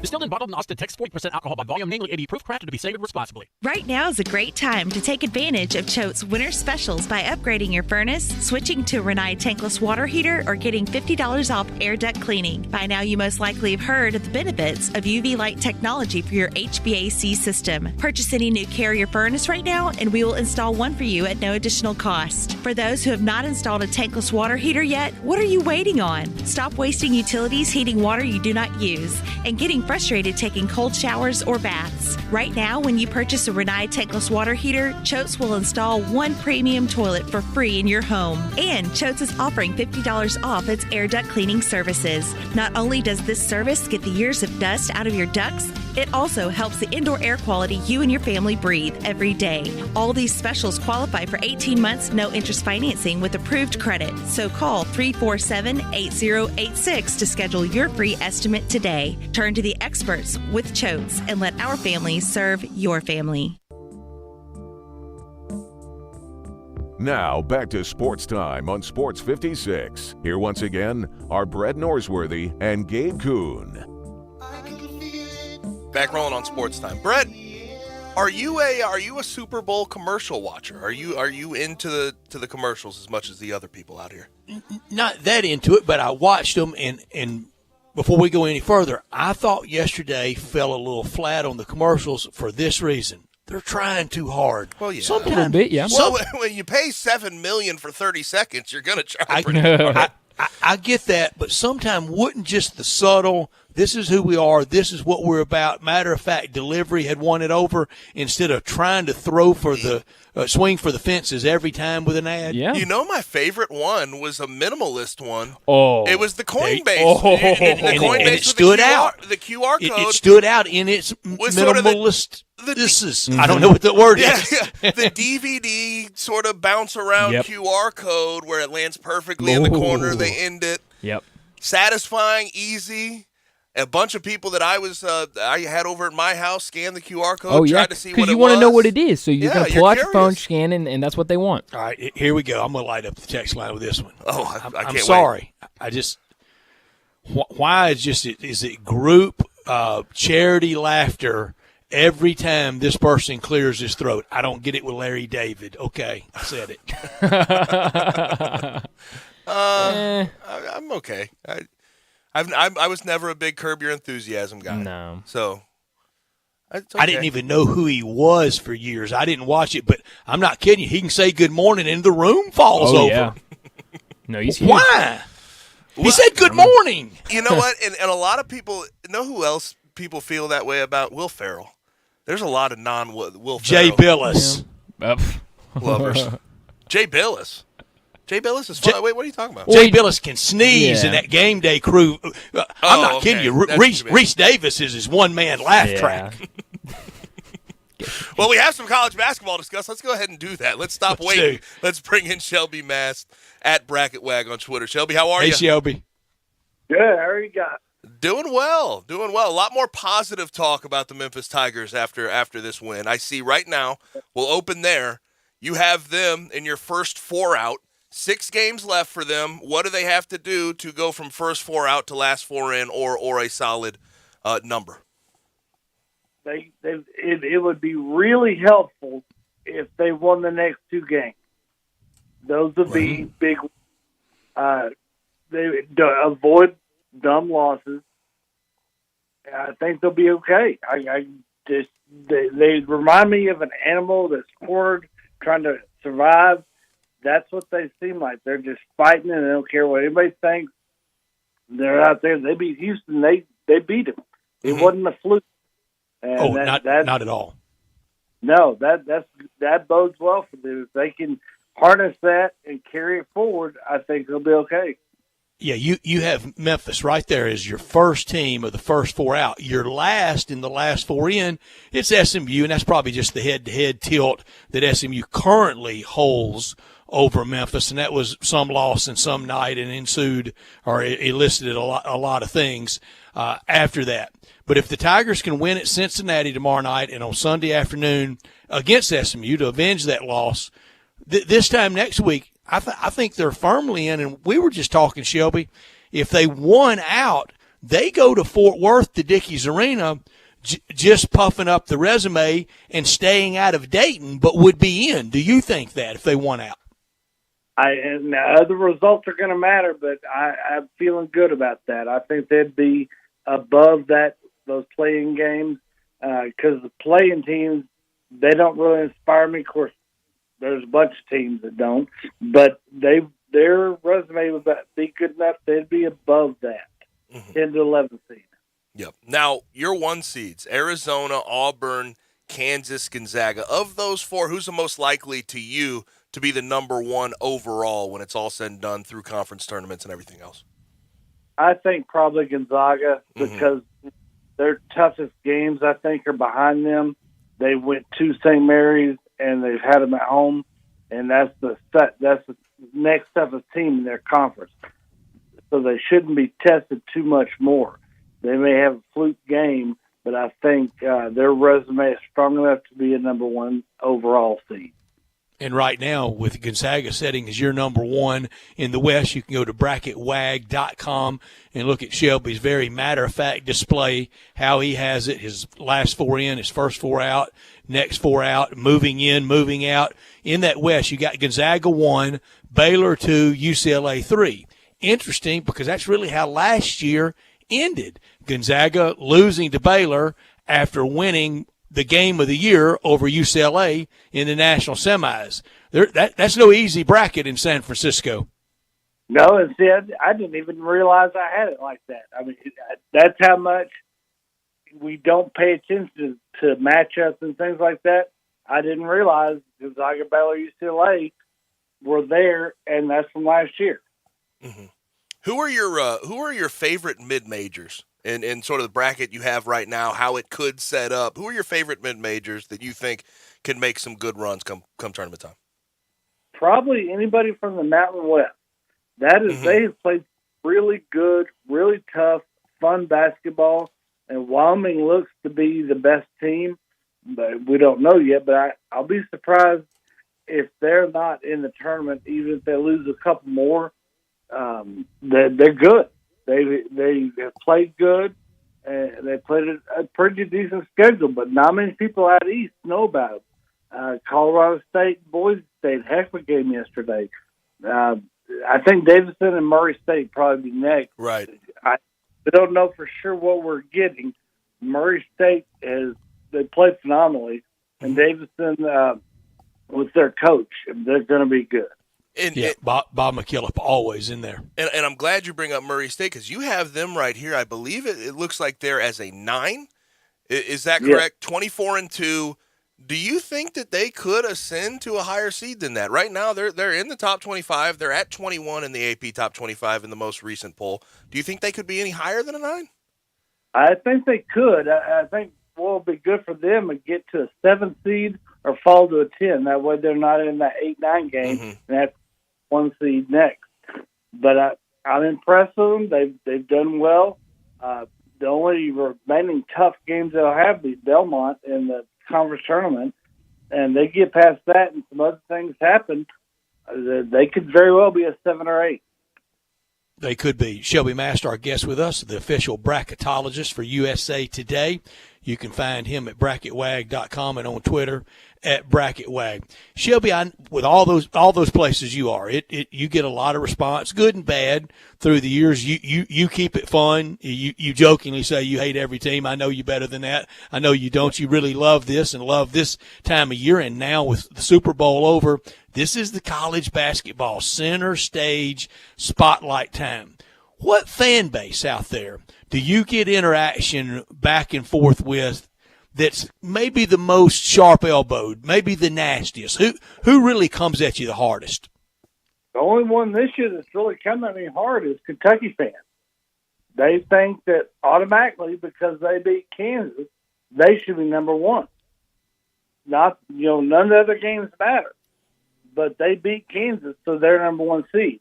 And you compare the resumes. Kansas has a lot more Q1 wins, Q2, tougher strength of schedule. There's a whole laundry list of things. But, Kentucky beat them at their place.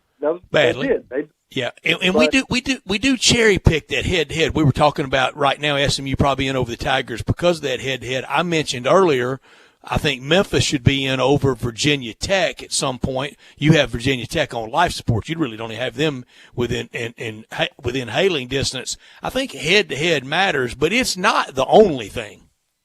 No, and it very rarely comes into play. I only look at head-to-head when I'm pitting 2 teams for the same spot. That's the only time it will ever come into play.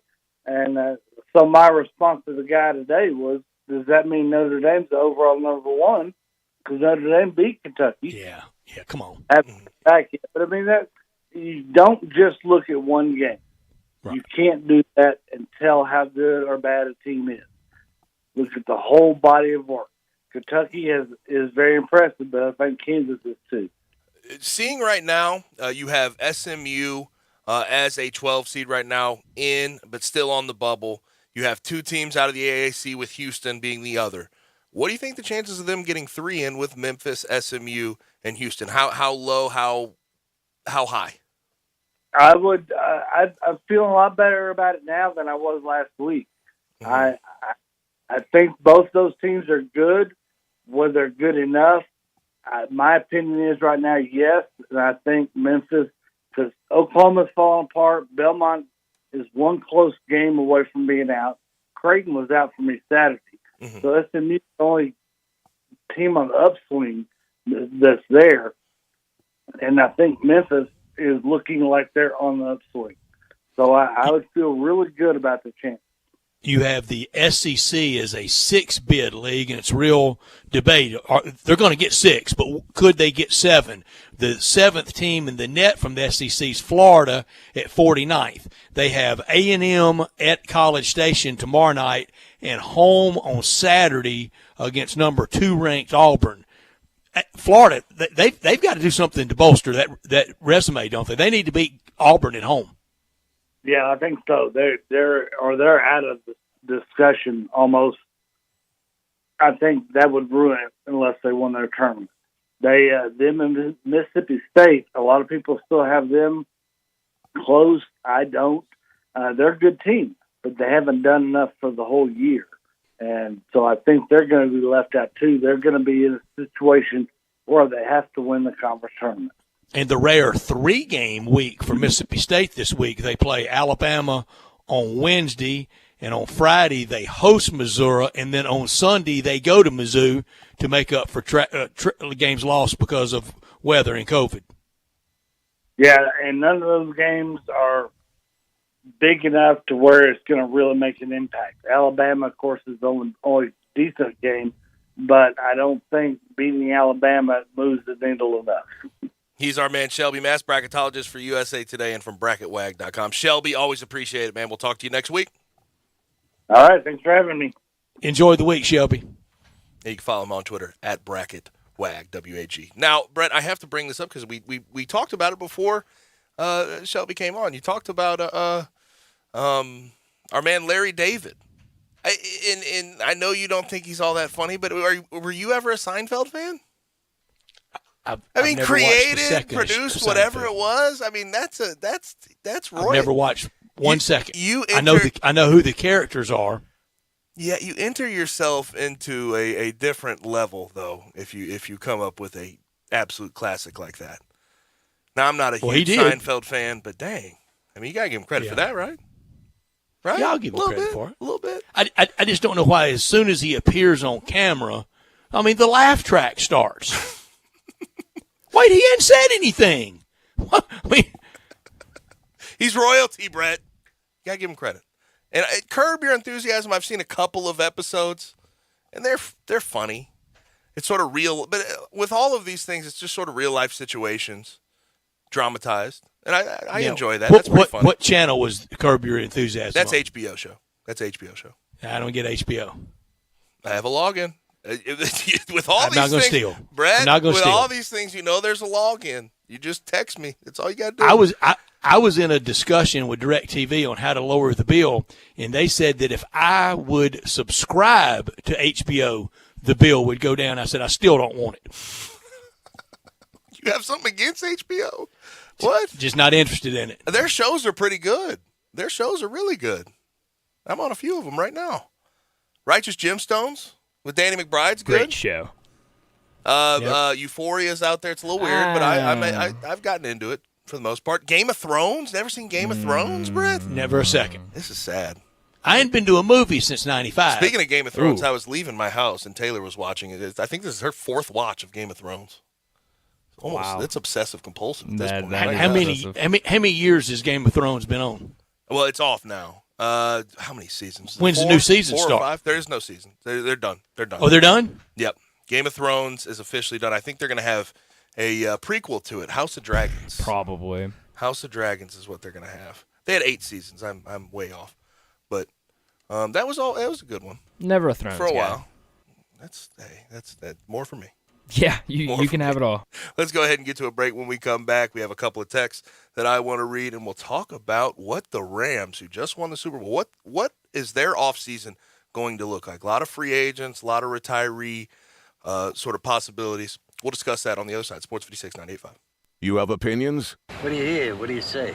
We want to hear them. Call or text us on the AutoZone listener line at 360-8255. That's the AutoZone listener line at 901-360-8255. Get in the zone, AutoZone. Nestled in the heart of East Memphis, located corner of Park and Cherry, is a beautiful residential neighborhood. I'm here at Town Village Audubon Park interviewing a new resident, Carolyn. Share with us why you chose Town Village. Well, if your parents or special friends need to make that big move, let me share with you my experience. It was tough for me to leave home, but then I discovered Town Village. I would like to highly recommend Town Village to you and your loved ones. After looking at all the amenities and meeting all the people and staff, I was hooked. From restaurant, bistro, 3 meals per day, housekeeping, transportation, security, health care, physical therapy, exercise room, and even a heated pool and spa. Come see us and make your new home at Town Village. Visit us and call Daniel at Town Village Audubon Park at 901-374-7342. There's no place like home, Town Village. Brian Elder's Roofing Solutions. I'm Brian Elder. There are a lot of ways to ruin your roof. Probably none worse than ice and snow. Google the term ice dam, and you'll understand that standing snow and ice can destroy your home's interior. Call me, 867-0303. Damaged ceilings or interior? It's time to call Brian Elder Roofing, 867-0303. We're a platinum preferred contractor with Owens Corning, so we've been vetted and trained by the best. You've known the name for years. Call me before you call your insurance company. We won't try to sell you a new roof if you don't need one. We'll measure your roof from outer space. Call me, 867-0303 or BrianElderRoofing.com. Call 867-0303. Brian Elder's Roofing Solutions. Sure, we have 30 seconds to tell you that drivers who switch to Progressive could save big. But then what? Well, radio has been called theater of the mind, so let's tell a story with sound effects.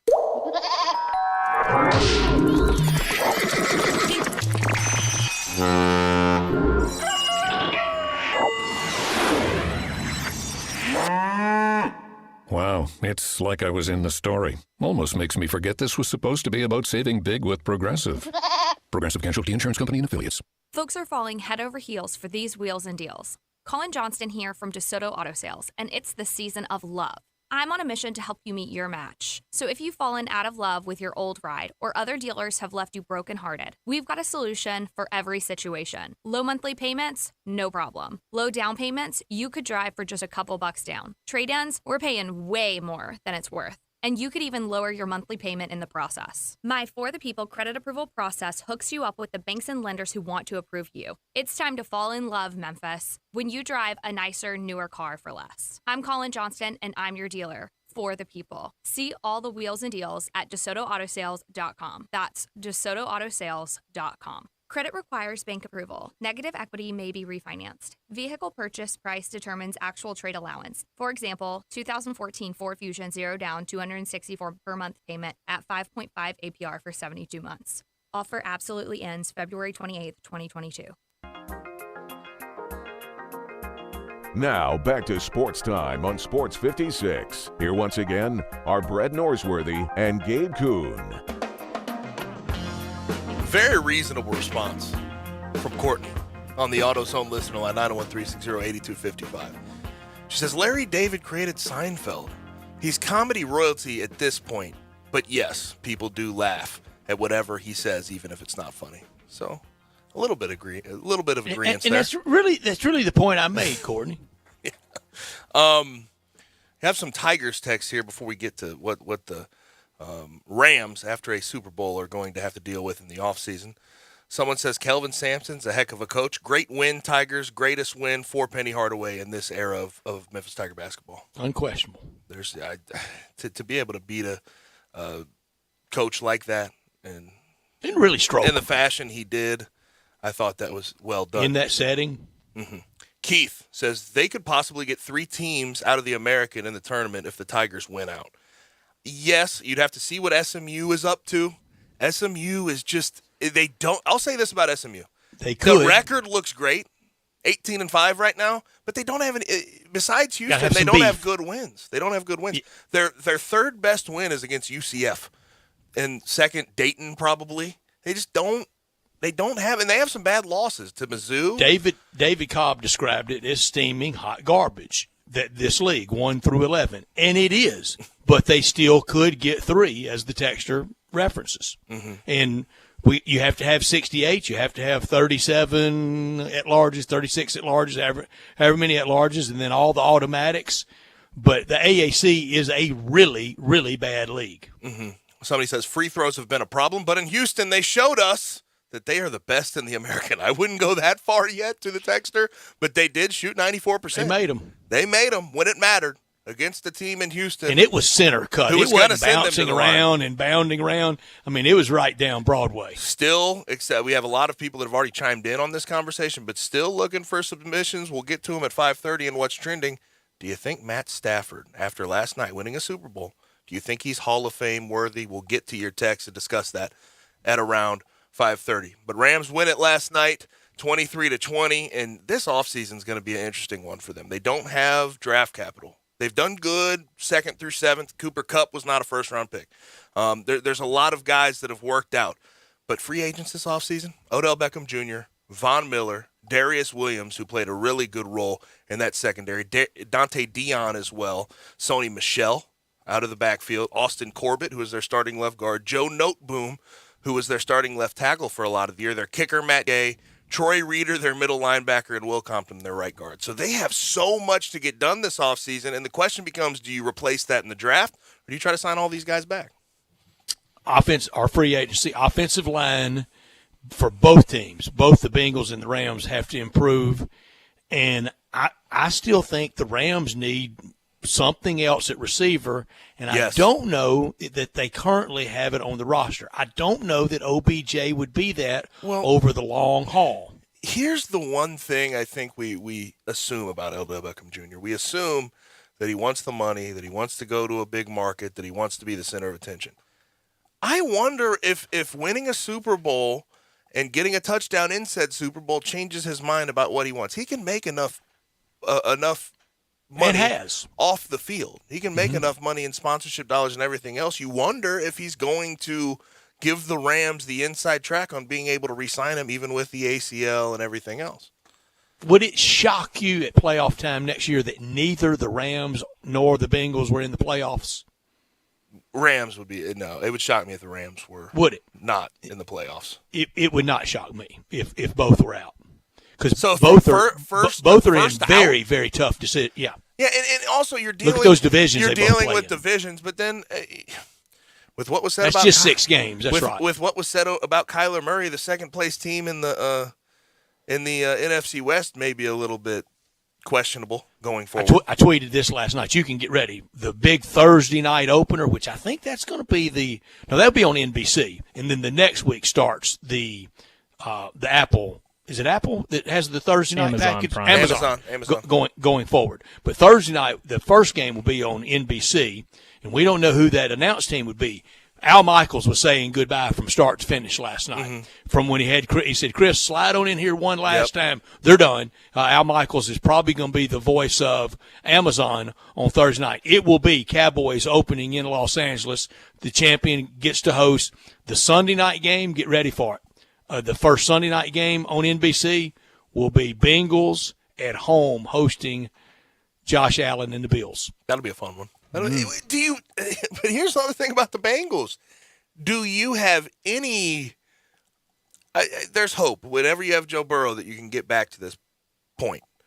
But do you think that they can do that next year? I don't see it. They have to improve that O-line. They may need a new coach altogether of their O-line because in a lot of ways they lucked out with how bad Ryan Tannehill played in that divisional game.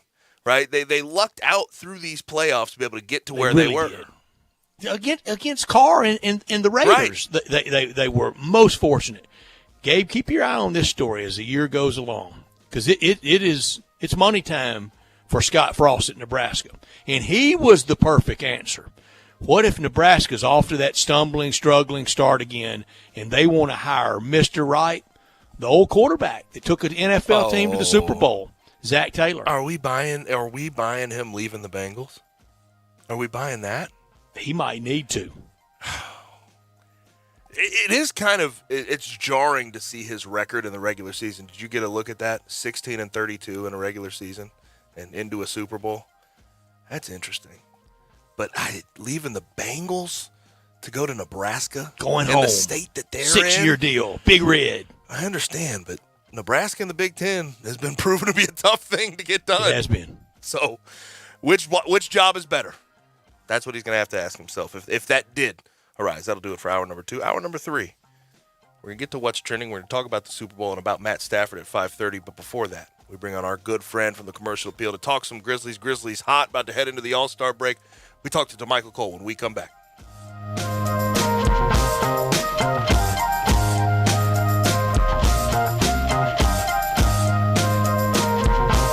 Belly Acres' motto is City-Fied Farm Fresh. The goal is simple: provide a fun, unique farm-to-table experience for the whole family. 2 great locations, Regalia at 6130 Poplar and in Overton Square at 2102 Trimble Place. Overton Square hours Sunday through Thursday, 11A to 9P. Friday and Saturday, 11A to 10P. Regalia, Sunday through Thursday, 10:30 a.m. to 9 p.m. and Friday and Saturday, 10:30 a.m. to 11 p.m. Signature burgers are made from 100% grass-fed beef. Sandwiches, salads, and the best milkshakes anywhere. The burgers, so good, like the Dare Ya or the Double Dare Ya, and the melt in your mouth. And you have to try the Voodoo Moo Moo. It is the quality brand the Belly Acres team has developed using grass-fed beef with creative homemade toppings in a fun farm setting right here in the city. The goal at Belly Acres, to become even more sustainable as they grow. In Overton Square and in Regalia, the very best quality available in Memphis, burger shakes and smiles at Belly Acres. So you finally got your credit score up to 700. You're feeling good, about to get a new credit card with rewards. You apply and, ooh, it's not approved. And that knocks your score right out of the 700 club. There's a better way. Next time, go to Credit Karma and check out your approval odds first so you can find a card you're more likely to get approved for. And with over 100 million members, there are plenty of reviews to help you choose. Get your free credit scores and find the right card for you at Credit Karma. Approval not guaranteed, subject to checks. I often say they've set the bar for the way car business should be done at Homer Skelton Hyundai.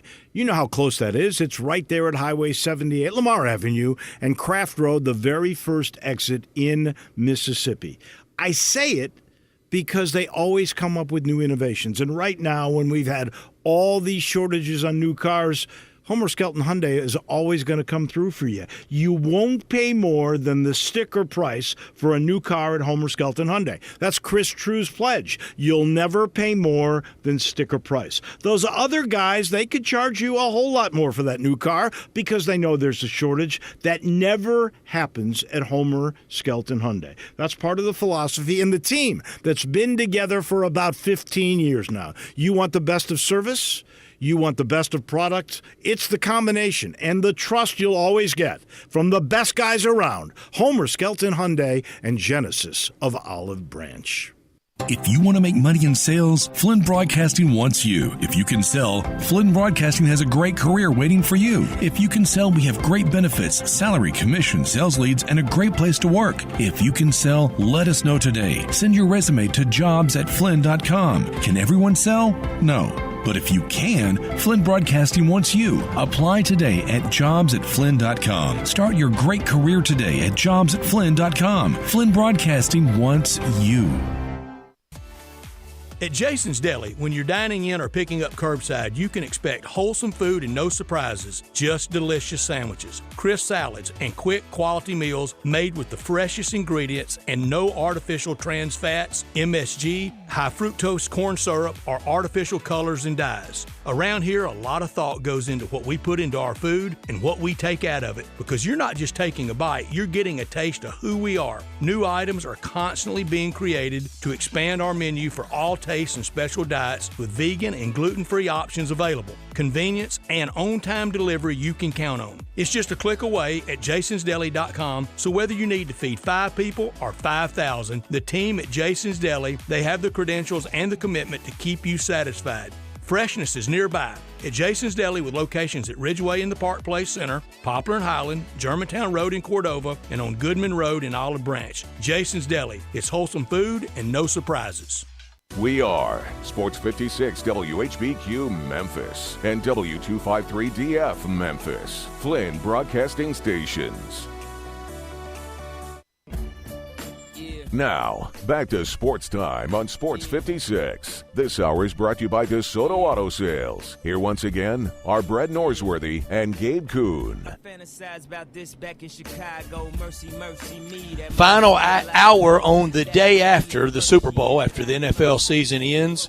with the Rams winning the Super Bowl, but we're going to talk a lot of Grizzlies, and we're going to do that with DeMichael Cole on the beat for the Commercial Appeal. He's a regular with us, and we sure appreciate it every Monday afternoon at 5 o'clock, and we hope we're visiting with DeMichael all the way through a parade, all the way through an NBA title run come June. This hour of our show brought to you every day by DeSoto Auto Sales. They're located at 5704 Goodman Road. Very proud to serve DeSoto County and the surrounding area. Online at DeSotoAutoSales.com. Go online. Check out all the beautiful cars and look at all the testimonials, all the stories of very pleased customers, repeat customers through the years. All the cars test driven, all checked out thoroughly, bumper to bumper. Unlimited inventory, every make, every model. And if it's not on the lot at DeSoto Auto Sales, they'll go find the car that you want. You'll be treated like family by kind, courteous employees, laid-back atmosphere, no high-pressure sales. But at DeSoto Auto Sales, they care about your time, and they want you to enjoy the ultimate car experience. You walk in the door, within 45 minutes, test drive a car, credit approved, paperwork completed, and you're out of there. It's a guarantee. They keep it that simple, 45 minutes or less. You can do it over your busy lunch hour. You can do it right now, immediately after work, and be home in time to watch all the fun stuff from the night of sports. We're living in a world today that time really matters. They know that at DeSoto Auto Sales, and that's why they keep it so simple and so efficient. Very proud to serve DeSoto County and the surrounding area. Come on down to Goodman Road at 5704 Goodman Road to DeSoto Auto Sales for that town and country experience you've come to know, love, and trust. He is the Grizzlies beat writer for the CA, DeMichael Cole, at DeMichael C on Twitter. DeMichael, how are you, man? You get to enjoy yourself last night watching that game. Yeah, for sure. How you guys doing? I definitely did. Enjoy myself. We're doing well. It was a good. Yeah, good to hear. Good to hear. But you it was picked a good the Rams, game. right? You picked the Rams on our show. Yeah, I did, and I said Aaron Donald, and I mean it was a with that part of it. I mean. You picked 27-21. You were only 5 points off, but our very own Greg Gaston on the nose, 23-20. Rams win. Yep. On the nose for Greg. How about that? That's impressive. He bet small money on plus 10,000 correct score, 23-20. Wow. Yep. So he had a good night last night, I'm assuming. You don't gotta bet big money to make some money off of that. $1. Wait a second. What? The party's on Greg then. If it was $2. He said what he told me when I texted him last night. He said he's not going to retire. He didn't make retirement money, so that's the negative. But he made a little. Is bit he of money. sober? he was on the airwaves at 7 a.m. I don't know if he was he sounded sober. He's never sober at 7. No, I can't, Greg. I can't. You think Aaron Donald should have won that MVP last night instead of Cooper Kupp? There's a case. I mean, they don't show defensive players enough love in these type of games. They only get love when the final score is 10-3 or 13-7 or something like that. But I mean. He won the game. I mean, I think, for all Cooper did, if Joe Burrow, sees Jamar Chase streaking past Jalen Ramsey on that last play, they score and they probably win the game. So, I mean, he was the most valuable player, in that situation. And you knew he was just knew he was gonna end the game on that last drive. 4th and 1, that's when he was going to wake up. And that was a sack, too, effectively. Yeah. Joe Burrow tried to get it out of his hands. Now, Grizzlies get past the Hornets this weekend, 125-118, and they were up by a whole lot at half, and they sort of let the Hornets creep back in. But honestly, DeMichael, I feel like they've needed something like that. They've needed a team to push them because there's been a whole lot of blowouts lately. There's been a whole lot of blowouts, and, they've needed it. Like you said, it's they're in that stretch right now where it's like you have to, they're starting to understand that they're good. At first it was, they still had to prove it. We saw that they were winning a lot, but from a national perspective, it was, the respect was still, coming. But now, people are taking notice and they're taking care of business. So this is where that mental part of the schedule kicks in, where you're playing, a Hornets team that was on the second night of back-to-back. They were 1-9 on back-to-backs, and then you play the Pistons, who had the worst record in the league at the time of that game. You play the Clippers, who were missing, their two best players, and you play the Magic before that, who had the worst record in the league. At that time of that game, there's a lot of mental toughness that has to go into those situations. But yeah, they've proven to be mentally strong, and that Hornets game, was the best example. DeMichael, the last time this team lost 2 in a row, I think, was right before Christmas when they lost 3 in a row to Golden State, Oklahoma City, and Portland. Well, they only have 2 games left before the break. I think they at least will split those, probably will sweep them. But even if they got swept, that means they'd have to lose to Minnesota coming out of the break. They're no longer sneaking up on people. They are becoming known. Right. You feel it. You see it with every passing game. When I brought us back this hour, I was not kidding. I really think this team can win it all this year. Do you? It's tough. I think when you talk about from a talent perspective, they have it. I feel like you can't win a championship without a game-changing guard in today's league. It's a guard-oriented game now. They have Ja Morant. They have Desmond Bain, who is a very reliable shooter. They dominate the glass. They play great defense. But I just go back to the point of, they can beat Golden State and Phoenix. That's not the problem. Neither I don't see neither of those teams, running through the Grizzlies. But right now, the Grizzlies are a 3 seed, which more than likely you're going to have to play both of those teams to get to the finals. And even before that, that 2 and 3 spot, I think in the Western Conference, the difference between the 2 and the 3 seed is so big. So you might want to, because right now, for example, you look at the Western Conference standings, the Nuggets are 6 right now. And there's a 1.5 game gap between the 7th spot and the 5th spot. So they're 6. The Nuggets are going to get Jamal Murray back. I wouldn't prefer that matchup in the first round if I was, a Grizzlies fan, because you're basically playing a top 2 seed in a normal year, probably a top 3 seed maybe in a normal year, like they had been in the previous years. So right now, that's your matchup. Or, if the Nuggets jump the Mavs, then you play a team who we know they have some history with struggling against, even though I think they have an advantage against them. A lot of people around here think that's a tough matchup. So if you go back to the 7th seed, now you're talking Timberwolves or Clippers or Lakers or Trailblazers right now. That's the 7 through the 10 spot. Well, let's get the 2 then. Exactly. So that should be the goal, because right now, as the 3 seed, I just can't see them winning the championship. That road is just too difficult. You have to probably face the Nuggets with Jamal Murray, then beat the Warriors and Suns on the road. That's as tough as it gets. Do you think the Clippers are ever going to be full strength this year? Do you see Kawhi Leonard ever being entered back into the lineup? Now, you see, they've really been. Of course, Kawhi himself is naturally close to the vest, but I don't think so.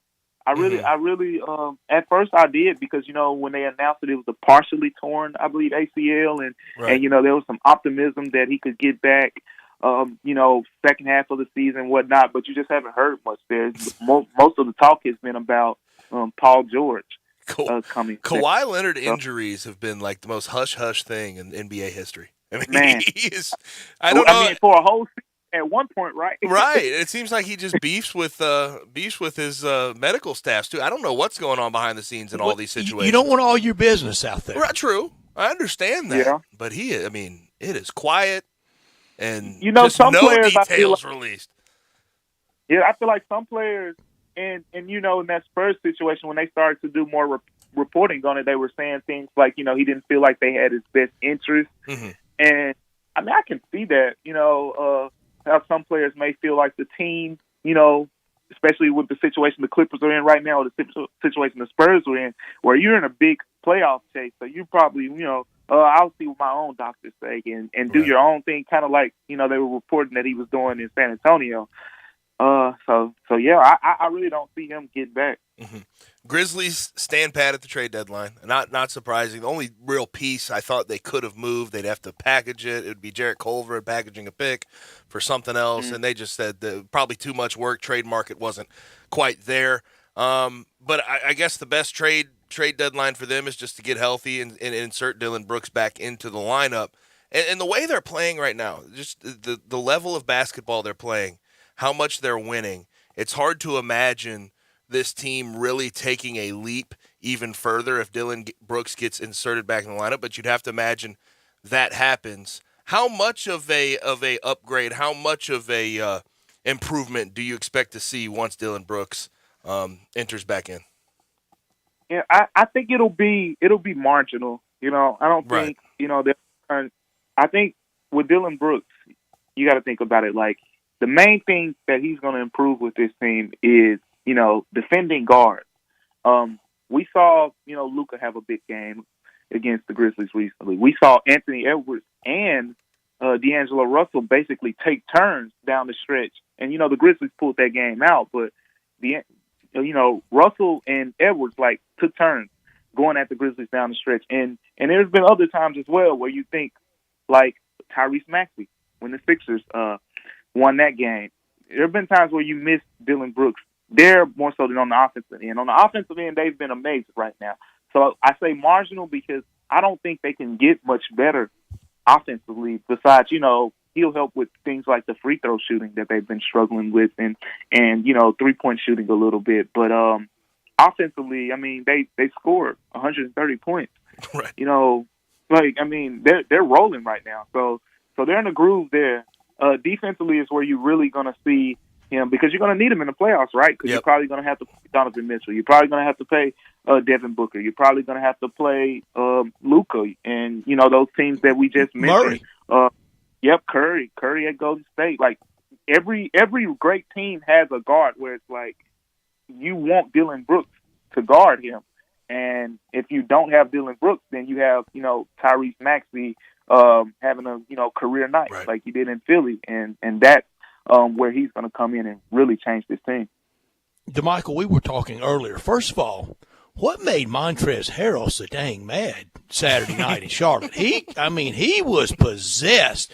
And when I saw him do that, if you got Jokic in a first-round series against the Nuggets tapped in like that every night, well, we know he can go crazy too. That big, that very athletic big does scare me a little. I get it.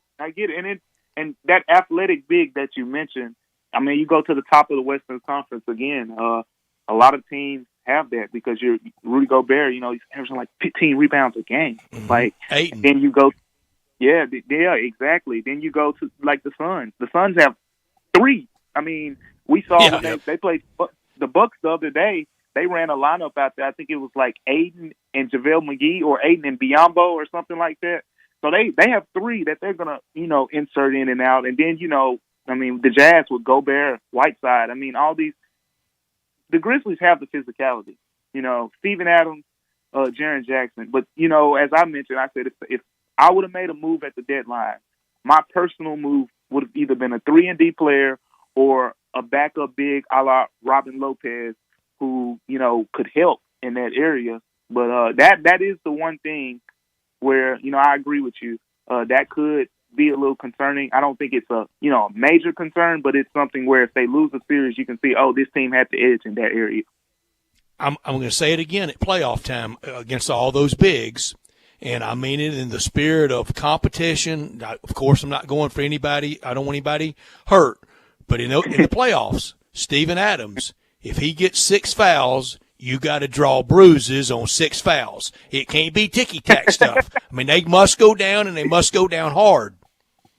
Man, and not even just the 6 fouls. Think about 6 or 7 games of him playing 30 minutes and just, like, at the free throw line, he's trying to box you out and just stuffing his elbow right into your, like, ribs. Like, yep, got to make it count. Like, it's kind of like, it's like boxing with body blows. You just keep chucking away.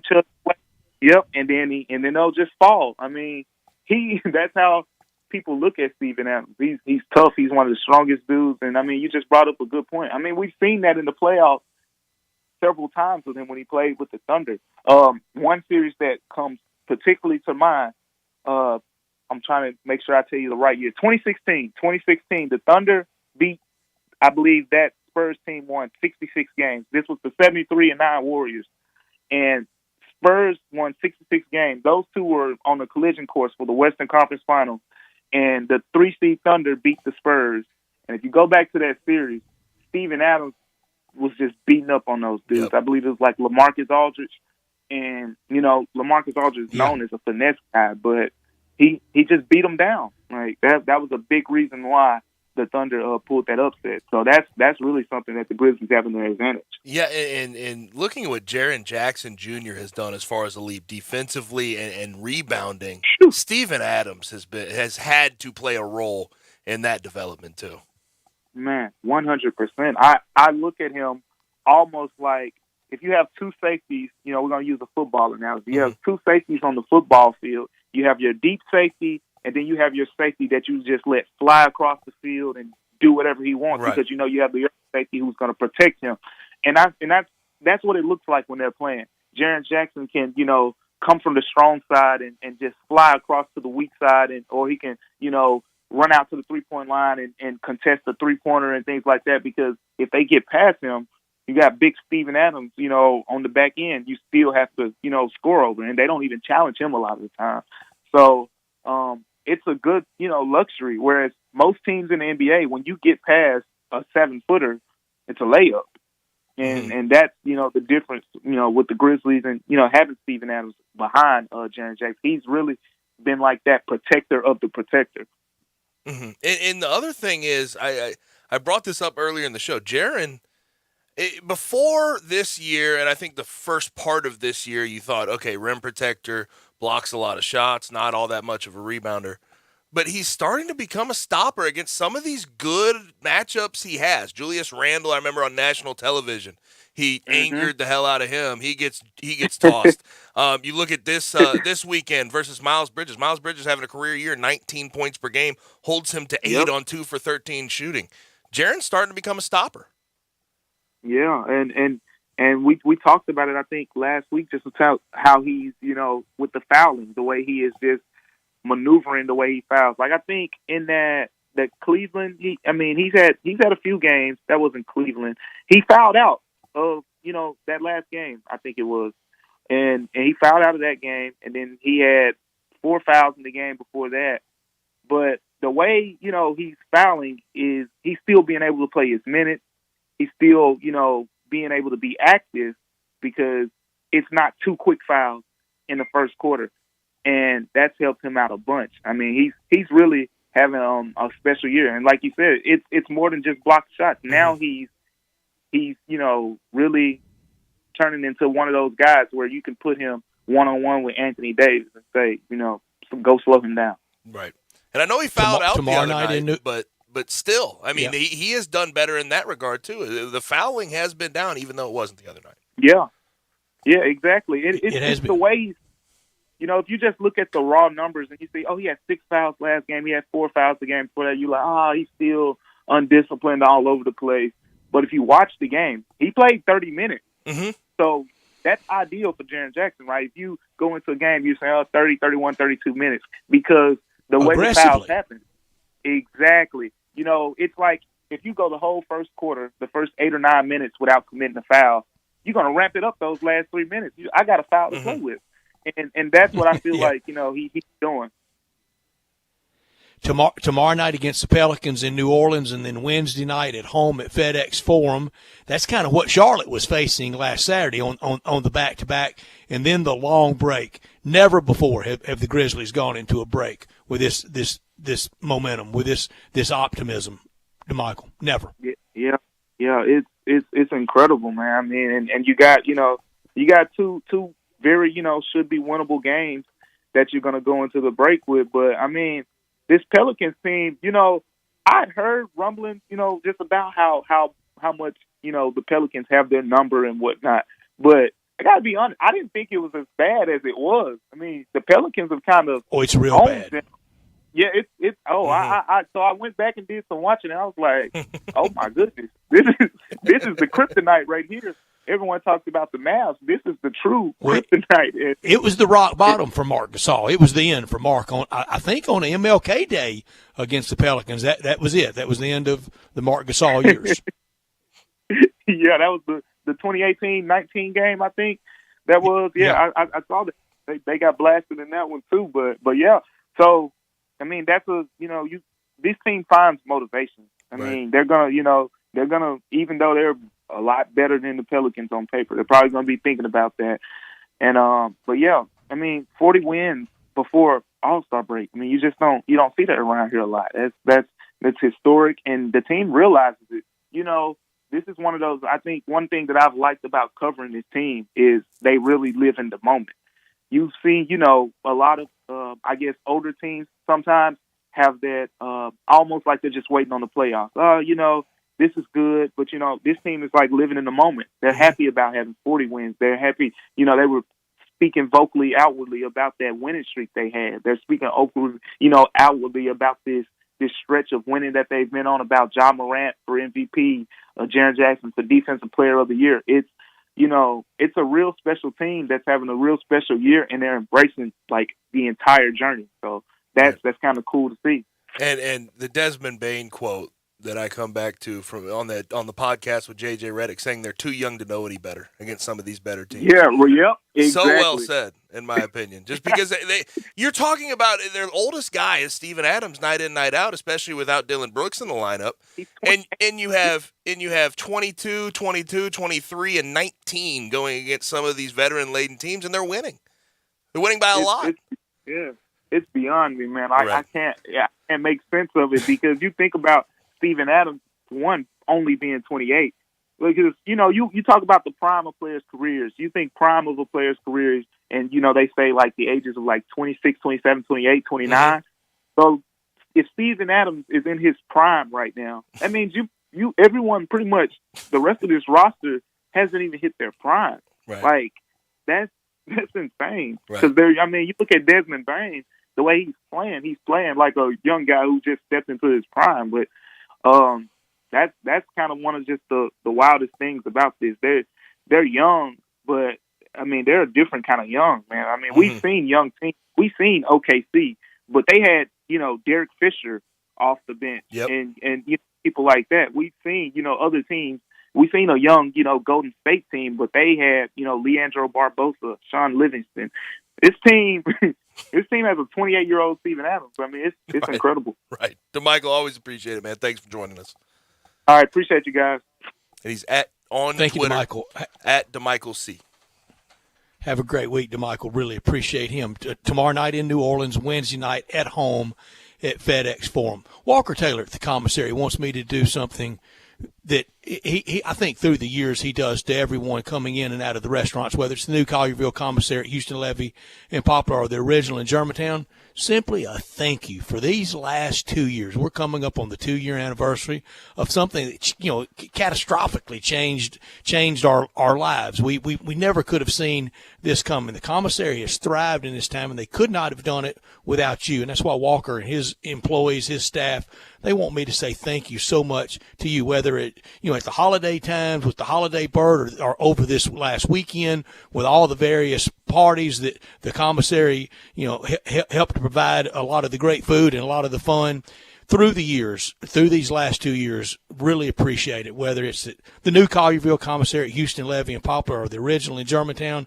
That great food like the tamales, or the barbecue nachos, the smoked chicken wings. You start out with that, and then you get to the good stuff. What Memphis is famous for, what the commissary is famous for: Memphis-style barbecue, Memphis-style ribs. It's authentic, and so much more than that. The salads are so good. The chicken plate, or the barbecue shrimp. I'm remiss that I don't bring that up enough. But what they do the best, it's the ribs, it's the barbecue at the Collierville commissary at Houston Levy and Poplar, or the original in Germantown. I know Gabe and I are going out there later this week. Can't wait for that. The party packs, the 6-pack, the 8-pack, the 12-pack, all of it. You can get online at 901-754-5540, or online at commissarybbq.com. And the desserts, the lemon icebox pie and the banana pudding, all at the commissary, the new Collierville commissary, or the original in Germantown. Now, it's time to get to the text question of the day. After last night winning a Super Bowl, do you think Matt Stafford is a Hall of Famer, or at least on his way to being a Hall of Famer? We have your text and our reaction on the other side. Sports 56, 98.5. Sports 56 Happy Hour with Johnny Radio, presented by Tito's Vodka, from 11 to 1 every weekday on Sports 56 and 98.5 FM.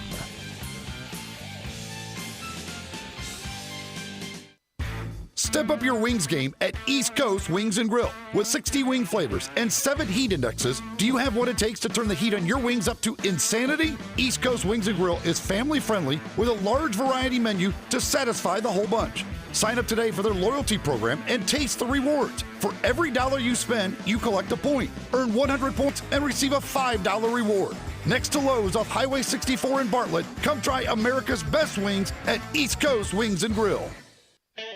Hi, this is Troy Fiveash, owner of Fiveash Roof Services. If you need a new roof for your home or business, we hope to hear from you and will work hard to earn your business. We are experts and certified in residential and commercial roofing, siding, and gutter installation. I have been serving the Memphis area for over 20 years, and now with 2 of my sons working with me, we plan to be here for years to come. So if you need a roof, please give us a call. On a personal note, what a great time it is to be a Memphis sports fan. With the Grizzlies and the Redbirds and 901 FC, not to mention Tigers football and basketball, it's going to be a fun year. Thanks to Coach Silverfield and Coach Hardaway and their staffs for their dedication to the student and athletes, the University of Memphis, the City of Memphis, and us fans. Five Ash Roof Services, a proud partner of the Memphis Tigers and the official roofer of the Tigers home team. Five Ash Roofing, fair, honest, and ethical. 367-0050 or memphisroofer.com. 367-0050 or memphisroofer.com.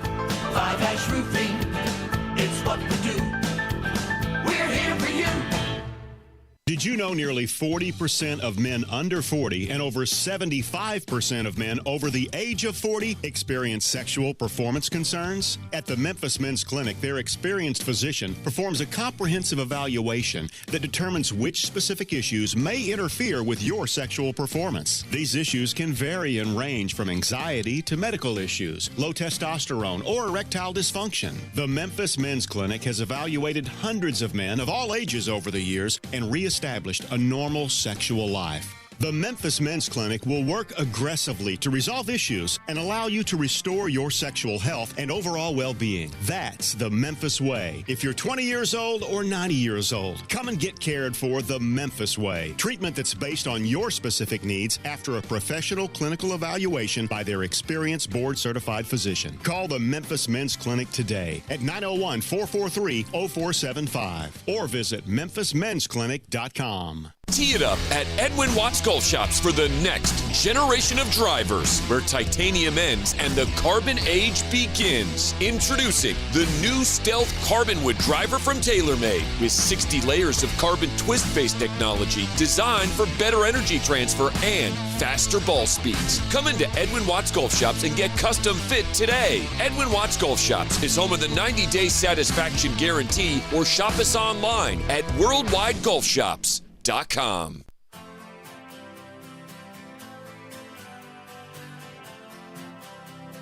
Now, back to Sports Time on Sports 56. This hour is brought to you by DeSoto Auto Sales. Here once again are Brett Norsworthy and Gabe Kuhn. Well, it started out down a dirty road. Back rolling on Sports Time on Sports 56 with Gabe and Stats. AutoZone listener line 901-360-8255. That's where you text us and tell us what you think about Matt Stafford's Hall of Fame case after last night's Super Bowl win. Let's go ahead and start with the text.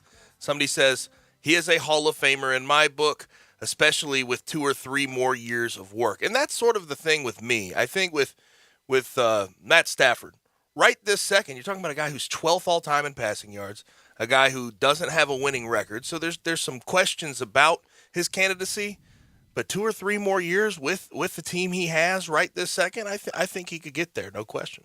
So you tack on, let's say 2 more years, you tack on another 7,500 yards, another 50 to 60 touchdowns thrown. Mm-hmm. Yeah, that makes it easy. And here's the thing. People have to understand, this is a guy who has 49,995 yards passing. And the names ahead of him, Brett, will kind of stagger some people because most of the names ahead of him, if not all, are Hall of Famers.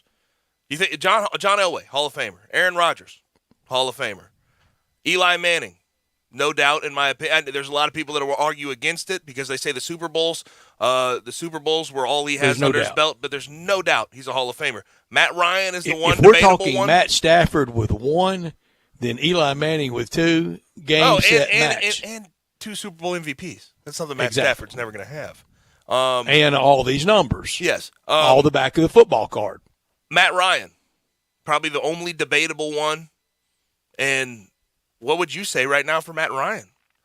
MVP, But it sure wouldn't hurt him to win one. It won't. Yeah, and I don't know if he'll get there with the Falcons, but I think he's in. It won't be first time he's available. I like him with Arthur Smith though. But I think he'll get in there. 59. I mean, it's hard to argue with over 60,000 passing yards. Then you have Dan Marino, Phillip Rivers, Ben Roethlisberger, Brett Favre, Peyton Manning, Drew Brees, Tom Brady, all Hall of Fame. All in or going? Yes. So all those names ahead of him would certainly let you know that he has a big shot. Now, we do have some people that go to that list. Gabe, you have that list still in front of you. Go to who's right behind him. Let's go 5 or 6 right behind him and see if he's got anybody kind of on his heels that could. And this is an interesting one, too. Warren Moon right behind him, Hall of He's Famer. in. Fran Tarkenton, Hall of Famer. And then you get into some interesting names that I don't This think is we'll Carson get in. Palmer country, isn't Carson it? Palmer, Vinny Testaverde, Drew Bledsoe, Dan Fouts, Joe Flacco up there, Gary Collins at 20. So then you get into the names where you say, no, these guys aren't getting in. That would But change here's the the Hall of difference. Fame conversation. Yesterday afternoon when the confetti fell. Yes. It didn't fall for Carson Palmer. I It didn't agree. fall for Vinny. And here's the other thing about Stafford. People have these arguments, and they say he's never been top 5 at his position any year of his career. I disagree with that, first of all. I think he was hidden top 5. He was in Detroit going 11-5, not being able to get to the promised land in Detroit. And they talk about Pro Bowls. Pro Bowl, I don't know how much that – I'd rather have him – I wish he had an all-pro under his belt. I really do. That's hard to get done with Tom Brady in the same league as Tom Brady all these years and Aaron Rodgers. It's impossible to get in those top 2. I don't think Eli was ever all-pro. I don't think he was either. And Pro Bowls, I think largely you're looking at a political system, right? Like Matt Stafford has 1, and he should have had more throughout his career. He should have, but he didn't. You know, I think now it was playing in one. The last time Tom Brady played in a Pro Bowl game, I think, was 2005. Mm-hmm. Because he was too busy most of the time. Yeah. Who needs that? Raider Corey chimes in. He says, my rule of thumb when someone asks me if said player's a Hall of Famer in any sport, when asked and if I have to pause at all, he's not a Hall of Famer in my book. Corey, that's it. He said there should be no question if the player is a Hall of Famer or not. If you start stammering and stuttering, your answer is no. Mm-hmm. Well, we'll see what he adds on. Somebody says if you go, oh, that one's really tough, then it's no. I'm with Raider Corey. When that subject's broached, yes. I think it's a little more nuanced than that, but I understand the sentiment as a whole. I understand the sentiment. I took a shot at Larry David. You know I'm not nuanced. Randy says, Stafford a Hall of Famer? Come on. Living in Wisconsin before moving down here, I have seen way too many of his games up close and personal. Last night was a great example of who he is. 60% completions, 3 TDs, 2 INTs. Not exactly numbers for a Hall of Famer to me. Is Nick Foles belong in the Hall? Does Phil Hostetler belong in the Hall? Jeff Hostetler. Joe Flacco. He says, next question, please. Look. Hostetler. Come on. All those were no. He's not in that league either. Does Hostetler have as many passing yards? Does Nick Foles have as many passing yards? Joe Flacco's close. But, I mean. Nick Foles was a one-hit wonder of all time. I don't think those guys are on the same level as Matt Stafford. And all Hostetler did in the Super Bowl he won was handed to O.J. Anderson. Somebody says, no, they didn't win because of Stafford. They won in spite of Stafford. I disagree with that statement. I think there was some of the plays down the stretch. Yes, he threw 2 picks last night. They don't win that game with Jared Goff. Yes. There are some plays down the stretch that no-look pass to Cooper Kupp over the middle. No, there's not a lot of quarterbacks in the NFL that can complete that pass. So I disagree with that. Did he make mistakes? Yes. But no, they did not win in spite of Stafford. Love the Wisconsin guy down here with us, and I bet he did see a lot of Stafford with the Lions and the Packers in that division. Somebody says right now, no. In 2 years, absolutely. Well, what do those 2 years look like? That would have to be the question. Yeah, he just tacks on. Yeah. Just a little more. Get over 50,000 pass yards. You're always, I think, certainly you're in the conversation, right? Even in this day and age with a pass-happy league. If you get up over 50,000 passing yards, you're at least borderline Hall of Fame. Yeah, for a long time, football really didn't have those magical demarcations that baseball had. But it's starting to, but now that is even changing, Gabe. Well, because it evolves with so the quickly. 17th game, that soon's going to be an 18th game. It evolves so quickly. Mm-hmm. The game of football just because right now it's weird. Like there's so many people that thought the Patrick Mahomes of the world are just going to run away with every single Super Bowl. Already picked to win it next year. He's going to win 5. He's holding on one. Exactly. He's lucky to have. He's got one that he's lucky to have. When he won that Super Bowl, he's going to win every one from this point on. He's the new Tom Brady. Garoppolo make one more play. He doesn't have the one he has. Look at the teams that won the Super Bowl, the Rams, and look at the team who won the college football playoff. Elite defenses. Mm-hmm. Elite defenses. So very. I'm not. And think about those two quarterbacks. If 1 year ago you had told a Georgia football fan that loved Matthew Stafford, in a year from now we're going to be celebrating a Stetson Bennett-led national championship over Alabama in Indianapolis, and Matthew Stafford's going to be Super Bowl champion. Mm-hmm. Nobody would have bought that. Nah. Here's a high hard one. Y'all ready for this? Yeah. Who has the better rest of their life in the state of Georgia? Running with dog alumni, whether it's beach houses in Savannah, whether it's the perfect place in Sea Island, hanging at Augusta National. Who has the better next 40 years with the darn good dogs? Stetson Bennett or Matthew Stafford? And we're talking strictly local crowd. Strictly local crowd. In Georgia. Strictly red and black. Hunker down, running with the elite of the elite dog fans. Hey, here's the plane. Here's the beach house. Here's the golf course. Who gets more mileage out of it? I would lean close. I would lean Matt Stafford, though. I got to be honest. I'd lean Matt Stafford. That Rams Super Bowl means nothing. Oh, those years with no Sean don't mean anything to him? Not as much as this year. Not as much as this year. Stetson probably blends in with the Augusta National crowd. Oh, yeah. Oh, he blends in real that's well, his, doesn't that's he? his party. He doesn't even have to sign the ticket. Just He walk looks like in the he pro belongs shop and there. grab a big armful of stuff and walk out. He looks like he belongs there. Yeah. That's great. Got another text on Matt Stafford. They say, I believe he's in, but there is some debate as to whether or not he will be able to accrue enough stats by the end of his career. There's debate on if he will get in because of the lack of Pro Bowls, because of the lack of being a first-team All-Pro. The next few years is the time is the time of it. He tacks on the back of the football card, then he sails in. If the next 2 years are middling and he doesn't add a lot to it, then he's going to have to wait a little while. I've said Eli's not going in. I don't think Eli Manning goes in first year. He'll be in, though. There's no doubt about it. But he'll be in eventually, and it'll be sooner rather than later. It's not going to be a Kenny Stabler wait, which was ridiculous. Last text here, someone says, no, he was never a top 5 quarterback any single year in the National Football League. I disagree with that. The numbers tell you different about Matt Stafford. The numbers tell you completely different.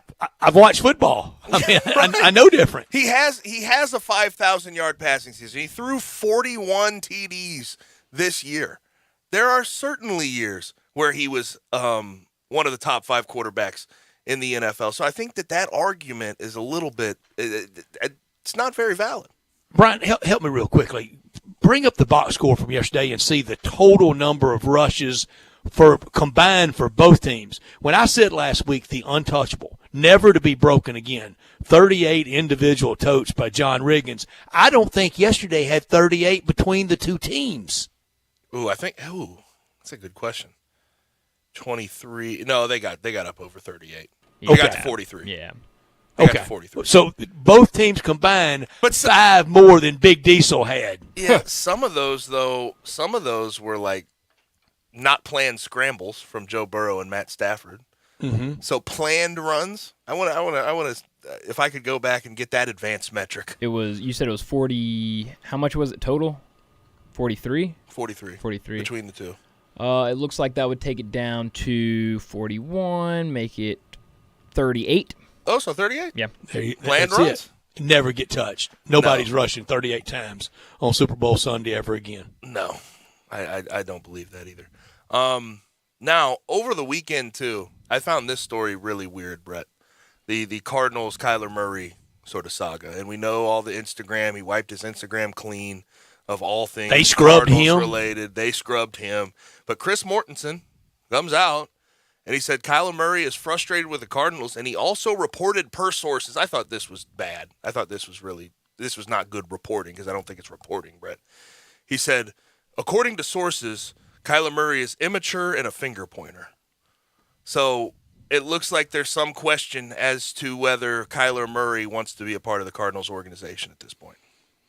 Well, he will be because they've got too much already invested, and I think they're going to be good, but I don't think they make it 3 straight next year for the home team. This year, our Friday prognosticators, what a year they had. Bruce Marshall went 3-1 on various picks this weekend. He had the Bengals to win straight up, but he won inside the point spread. On the year, so he goes 3-1 this weekend. He went 37-14 on the year on NFL picks. That's 73%. He went 60-61 on college football picks. That's 49%. For the year, he went 100 wins, 78 losses on Friday with us. That's 56%. Did you say 37-14 in the NFL? 37 and mind 14. you, this is throwing random games at him. Same for Alan Bell. Alan Bell had a day and a half yesterday. Yeah. I mean, crushed it across the board. Just yesterday, he was 7-2. Woo. That took his NFL mark with us on Fridays. Again, we're just peppering him with games. It's just any game out there. Sometimes they work in their favorites, but he went 68-45 on the year NFL. That's 60%. That's in the chips. He went 21-23 college football, but on the year overall with us, 87-68. So our guys went 57-56% this year overall on Fridays with us, just throwing them here, there, and everywhere games. Wow. That's pretty good. It's pretty good. Real good. Hope you took some of their picks if you're listening out there. Well, let me tell you, the one that stuck with me from Alan Bell from Friday was the any punt for a touchback. I played that. I think it was like plus 200. Mm-hmm. Woo, that was a fun one to bet. Way to go, Bryant. Got there easily. For the year, our picks are done. Gabe was closest on our picks for the score, but Gabe didn't win on point spread. Bryant and I did win on point spread on Super Bowl. For the year, college football, I was 43-47 overall for the year. Then in the bowls, I went 19-17. College football locks, I was 5-8. College football shocks, I was 5-8. NFL, I was 59-50 regular season. Playoffs, 9-4. NFL locks for the year, 11-7. NFL shocks for the year, 10-8. 130-118 for wins. So I won 130 games, lost 118. That's 52%. Gabe, 41-49 for the year in college football. 20-16 in the bowls, got me in bowl picking. College football locks, 4-9. College football shocks, 5-8. NFL, 51-58 over for the regular season, 7-6 for the playoffs. NFL locks, 11-7. NFL shocks, 7-11. 119 and wins, 129 losses. Bryant for the year, college football regular season, 45-45. Bowls, 14-22. College football locks, 6-7. College football shocks, 8-5. NFL, 51-58 regular season, 5-8 playoffs. NFL locks, 8-10. NFL shocks, 9-9. 115 wins, 133 losses. I make my money in college basketball. I was going to say, I think I just got depressed hearing my number. My final number did not make me happy. We'll get them next year, though. Got more chances at it. Heck yeah. Hey, but one thing you can be happy about, me and you, Gabe, we both won Tiger Bankroll this weekend. So you sure did. We sure did. Got there on Tiger Bankroll. And won some money on the Tigers. Yeah, you did. Yeah, you did. Woke up with a feeling. Let's go ahead and get to our final break. When we come back, it'll be officially time for Taco Bell Crunch Time. We are Sports 56 WHBQ. Listen to us daily on 560 AM and 98.5 FM, as well as around the world at sports56whbq.com or on the Sports 56 app. I often say they've set the bar for the way car business should be done at Homer Skelton Hyundai. You know how close that is. It's right there at Highway 78, Lamar Avenue, and Craft Road, the very first exit in Mississippi. I say it because they always come up with new innovations. And right now, when we've had all these shortages on new cars, Homer Skelton Hyundai is always going to come through for you. You won't pay more than the sticker price for a new car at Homer Skelton Hyundai. That's Chris True's pledge. You'll never pay more than sticker price. Those other guys, they could charge you a whole lot more for that new car because they know there's a shortage. That never happens at Homer Skelton Hyundai. That's part of the philosophy and the team that's been together for about 15 years now. You want the best of service? You want the best of products? It's the combination and the trust you'll always get from the best guys around. Homer Skelton Hyundai and Genesis of Olive Branch. So you finally got your credit score up to 700. You're feeling good, about to get a new credit card with rewards. You apply and, ooh, it's not approved. And that knocks your score right out of the 700 club. There's a better way. Next time, go to Credit Karma and check out your approval odds first so you can find a card you're more likely to get approved for. And with over 100 million members, there are plenty of reviews to help you choose. Get your free credit scores and find the right card for you at Credit Karma. Approval not guaranteed, subject to checks. Welcome back to the quickest podcast ever, brought to you by Kohl's. Today's topic, Valentine's Day savings. You know, there's nothing I love more than a good deal. You mean like 60% off jewelry, 25% off pajamas, and 25% off Hula throws and pillows? I just may have to treat myself this year. Did I mention you can get an extra 15, 20, or even 30% off with a Kohl's card and earn Kohl's cash? Okay, now that I'll take over candy and flowers any day. Select styles, 15% offer ends February 14th. Hula by UGG. Coupons do not apply. Some exclusions apply. See store or Kohl's.com for details. I'm with John Burgos in the alley at the world-famous Rendezvous. John, it's so good to see you. How are things at the restaurant? Brett, things in the restaurant are fine, but like all restaurateurs will tell you, things are still not back to normal. Supply chains are interrupted. One week we can't find charcoal. Another week we're short on ribs. Another week they can't find the plastic bottles to fill our sauce jars with. I've watched in awe as our fellow Memphis restaurateurs have worked their way through these past months. John, always new and exciting things at the Rendezvous. People know we have Greek salad, vegetarian red beans and rice, and vegetarian nachos. But now we have desserts. Miss Barbara of O Taste and See has individually wrapped some wonderful desserts. We have key lime pie, chess pie, chocolate chess pie, and pecan pie. Not pecan pie,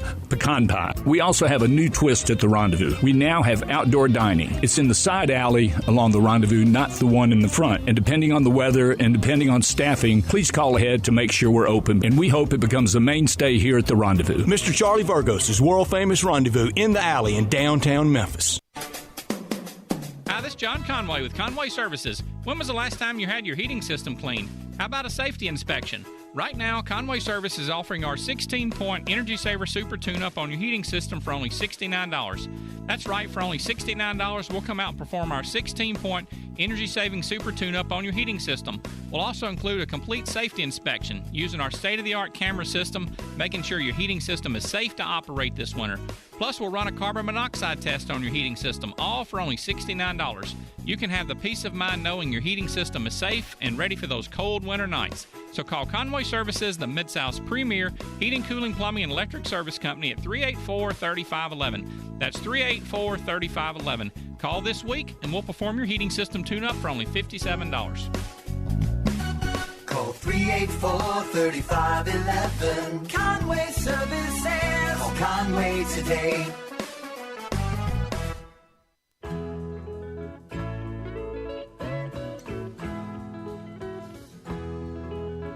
Now, back to Sports Time on Sports 56. This hour is brought to you by DeSoto Auto Sales. Here once again are Brett Norsworthy and Gabe Kuhn.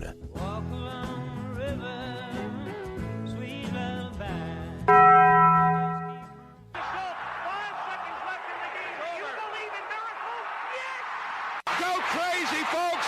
Go crazy! This is for all the biggest crunch time. You are looking live. In your life have you seen anything like that? Goodbye! Hello, Haskins. It's obviously crunch time. Hammer, nail, coffin. This baby is over. The double steak grilled cheese burrito, so good. Double the steak with nacho cheese sauce, seasoned rice, red strips, sour cream, and the 3-cheese blend wrapped inside a warm flour tortilla, with even more 3-cheese blend grilled on the top. The double steak grilled cheese burrito, it hits the spot now at Taco Bell. And at Taco Bell, when they say they are feeding people's lives with unexpected good, they mean it. Bowl food you can't get anywhere else. First, I have to give a shout-out. That UFC card this weekend was really good. It lived up to hype. UFC 271, Israel Adesanya beats Robert Whittaker in their second matchup. Tai Tuivasa, just a mean elbow to knock out Derek Lewis. And Derek Lewis was at home. Elbow to where? Face. Right in the face. Oh, okay. Well, what were you trying to? There's the meter spot. Yeah, that's illegal. That's illegal. Oh, is it? I didn't know anything. I thought anything went. No eye gouging. No below the belt? Nothing below the belt. belt. No. Well, you can hit the legs. Yeah. But you can't, you know. But in that sense of below yes, the belt. You don't do that. Can't But hit what the I main below the learned belt. today and over the weekend, Brett, I need to make it to the Waste Management Open at least once. Got to. That was unbelievable. Scheffler over Wasn't Cantlay it in all 3 weekend? playoff Those holes. crowds. Oh, yeah. That Hole weather. 16. That fun. The Sam Ryder. Although I will say, I feel real bad for the grounds crew on hole 16 that has to deal with all the nastiness and throwing beers and stuff. Boy, they have tapped into it, haven't they? Yes, I mean, but 20,000 people on one hole do it to you. I mean, and to have a hole-in-one for Sam Ryder, that was funny. Also, did you see Joel Dahman and Harry Higgs go show off the dad bods? Yeah, Joel topless. Dahman took off his shirt and started swinging it like a helicopter. Harry Higgs just Bad look. flashed. Yeah. I thought I was watching Happy Gilmore over the weekend. That was fun. It was good stuff. They have tapped to it. And Waste Management has tapped into their rebrand just being WM. Way to go for them. I learned just how big's the NFL. The NFL Awards show last Thursday night drew 3 million viewers. Whoa. The Lakers and Knicks the previous Saturday night. And that's New York and Los Angeles TV markets and all that NBA publicity that it gets. It drew 2 million. An award show, an NFL award show. The equivalent of having the Shield just as the weather pattern up on your TV draws 3 million. Last Sunday for Pebble Beach on Sunday, it drew 3 million as well. Pebble Beach beat the NBA last weekend. That's pretty wild to think about. I mean, the eyes are not getting back to the NBA, are they?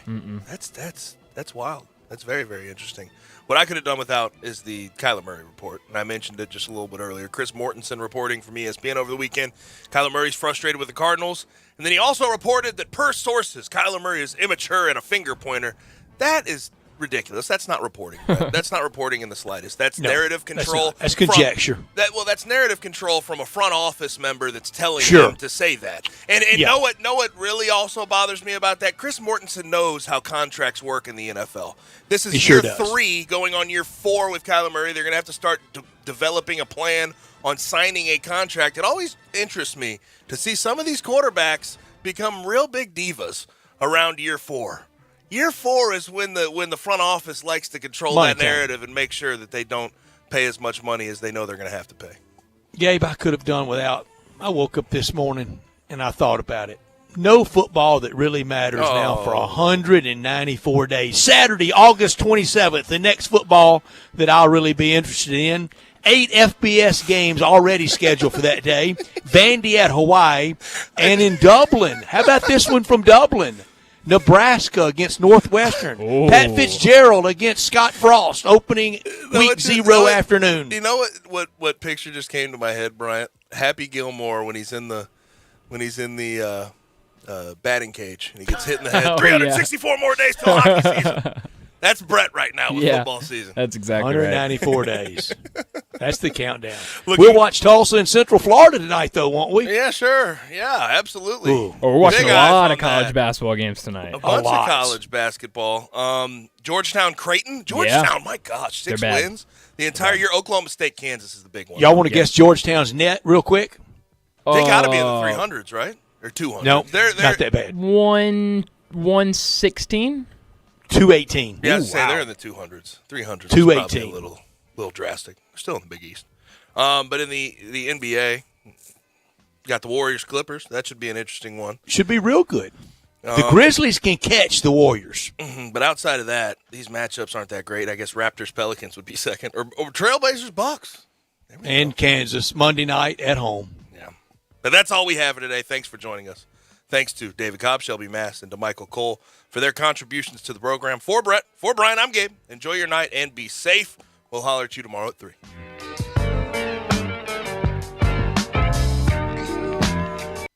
Get in the swing of things. Grab your friends, your clients, your employees, and go enjoy everything you love about Topgolf in a luxury suite while at Memphis' only Topgolf Swing Suite at Erling Jensen's Small Bites. Topgolf Swing Suite is an immersive social experience offering guests a luxury private lounge to enjoy Erling Jensen's extraordinary food and beverage service, all while playing a selection of games in a one-of-a-kind simulation bay.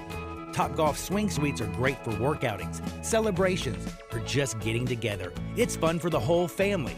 It's fun for golfers and non-golfers alike.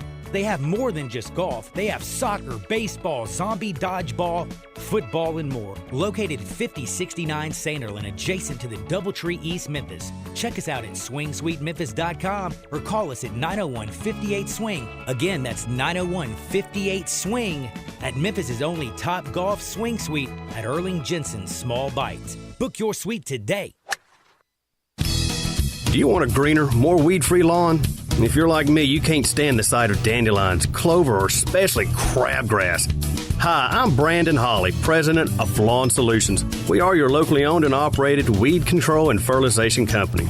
We are also experts in disease and insect control on your lawn and landscape. Our uniformed technicians are full-time, year-round licensed and certified by the state of Tennessee. Lawn Solutions' personalized service is far more superior to that of national companies that promise but simply cannot deliver. We return phone calls, we keep appointments, and we want your business. What we will not do is bother you with endless phone calls or junk mail. Lawn Solutions will not sell you something your lawn doesn't need. If you're looking for a local lawn care company to kill your weeds and feed your grass, then Lawn Solutions is the finest. Call us at 867-5626. That's 867-5626. Or go online at LawnSolutionsInc.net. From our family to yours, we want to thank you for your business. Did you know that over 90% of male enhancement pills are virtually the same thing that's repackaged, redone over and over again? Why settle for the same old product when you can get something completely different? Something that takes male enhancement into the 21st century. Something that really works. Men, you need to try Noxitrol, the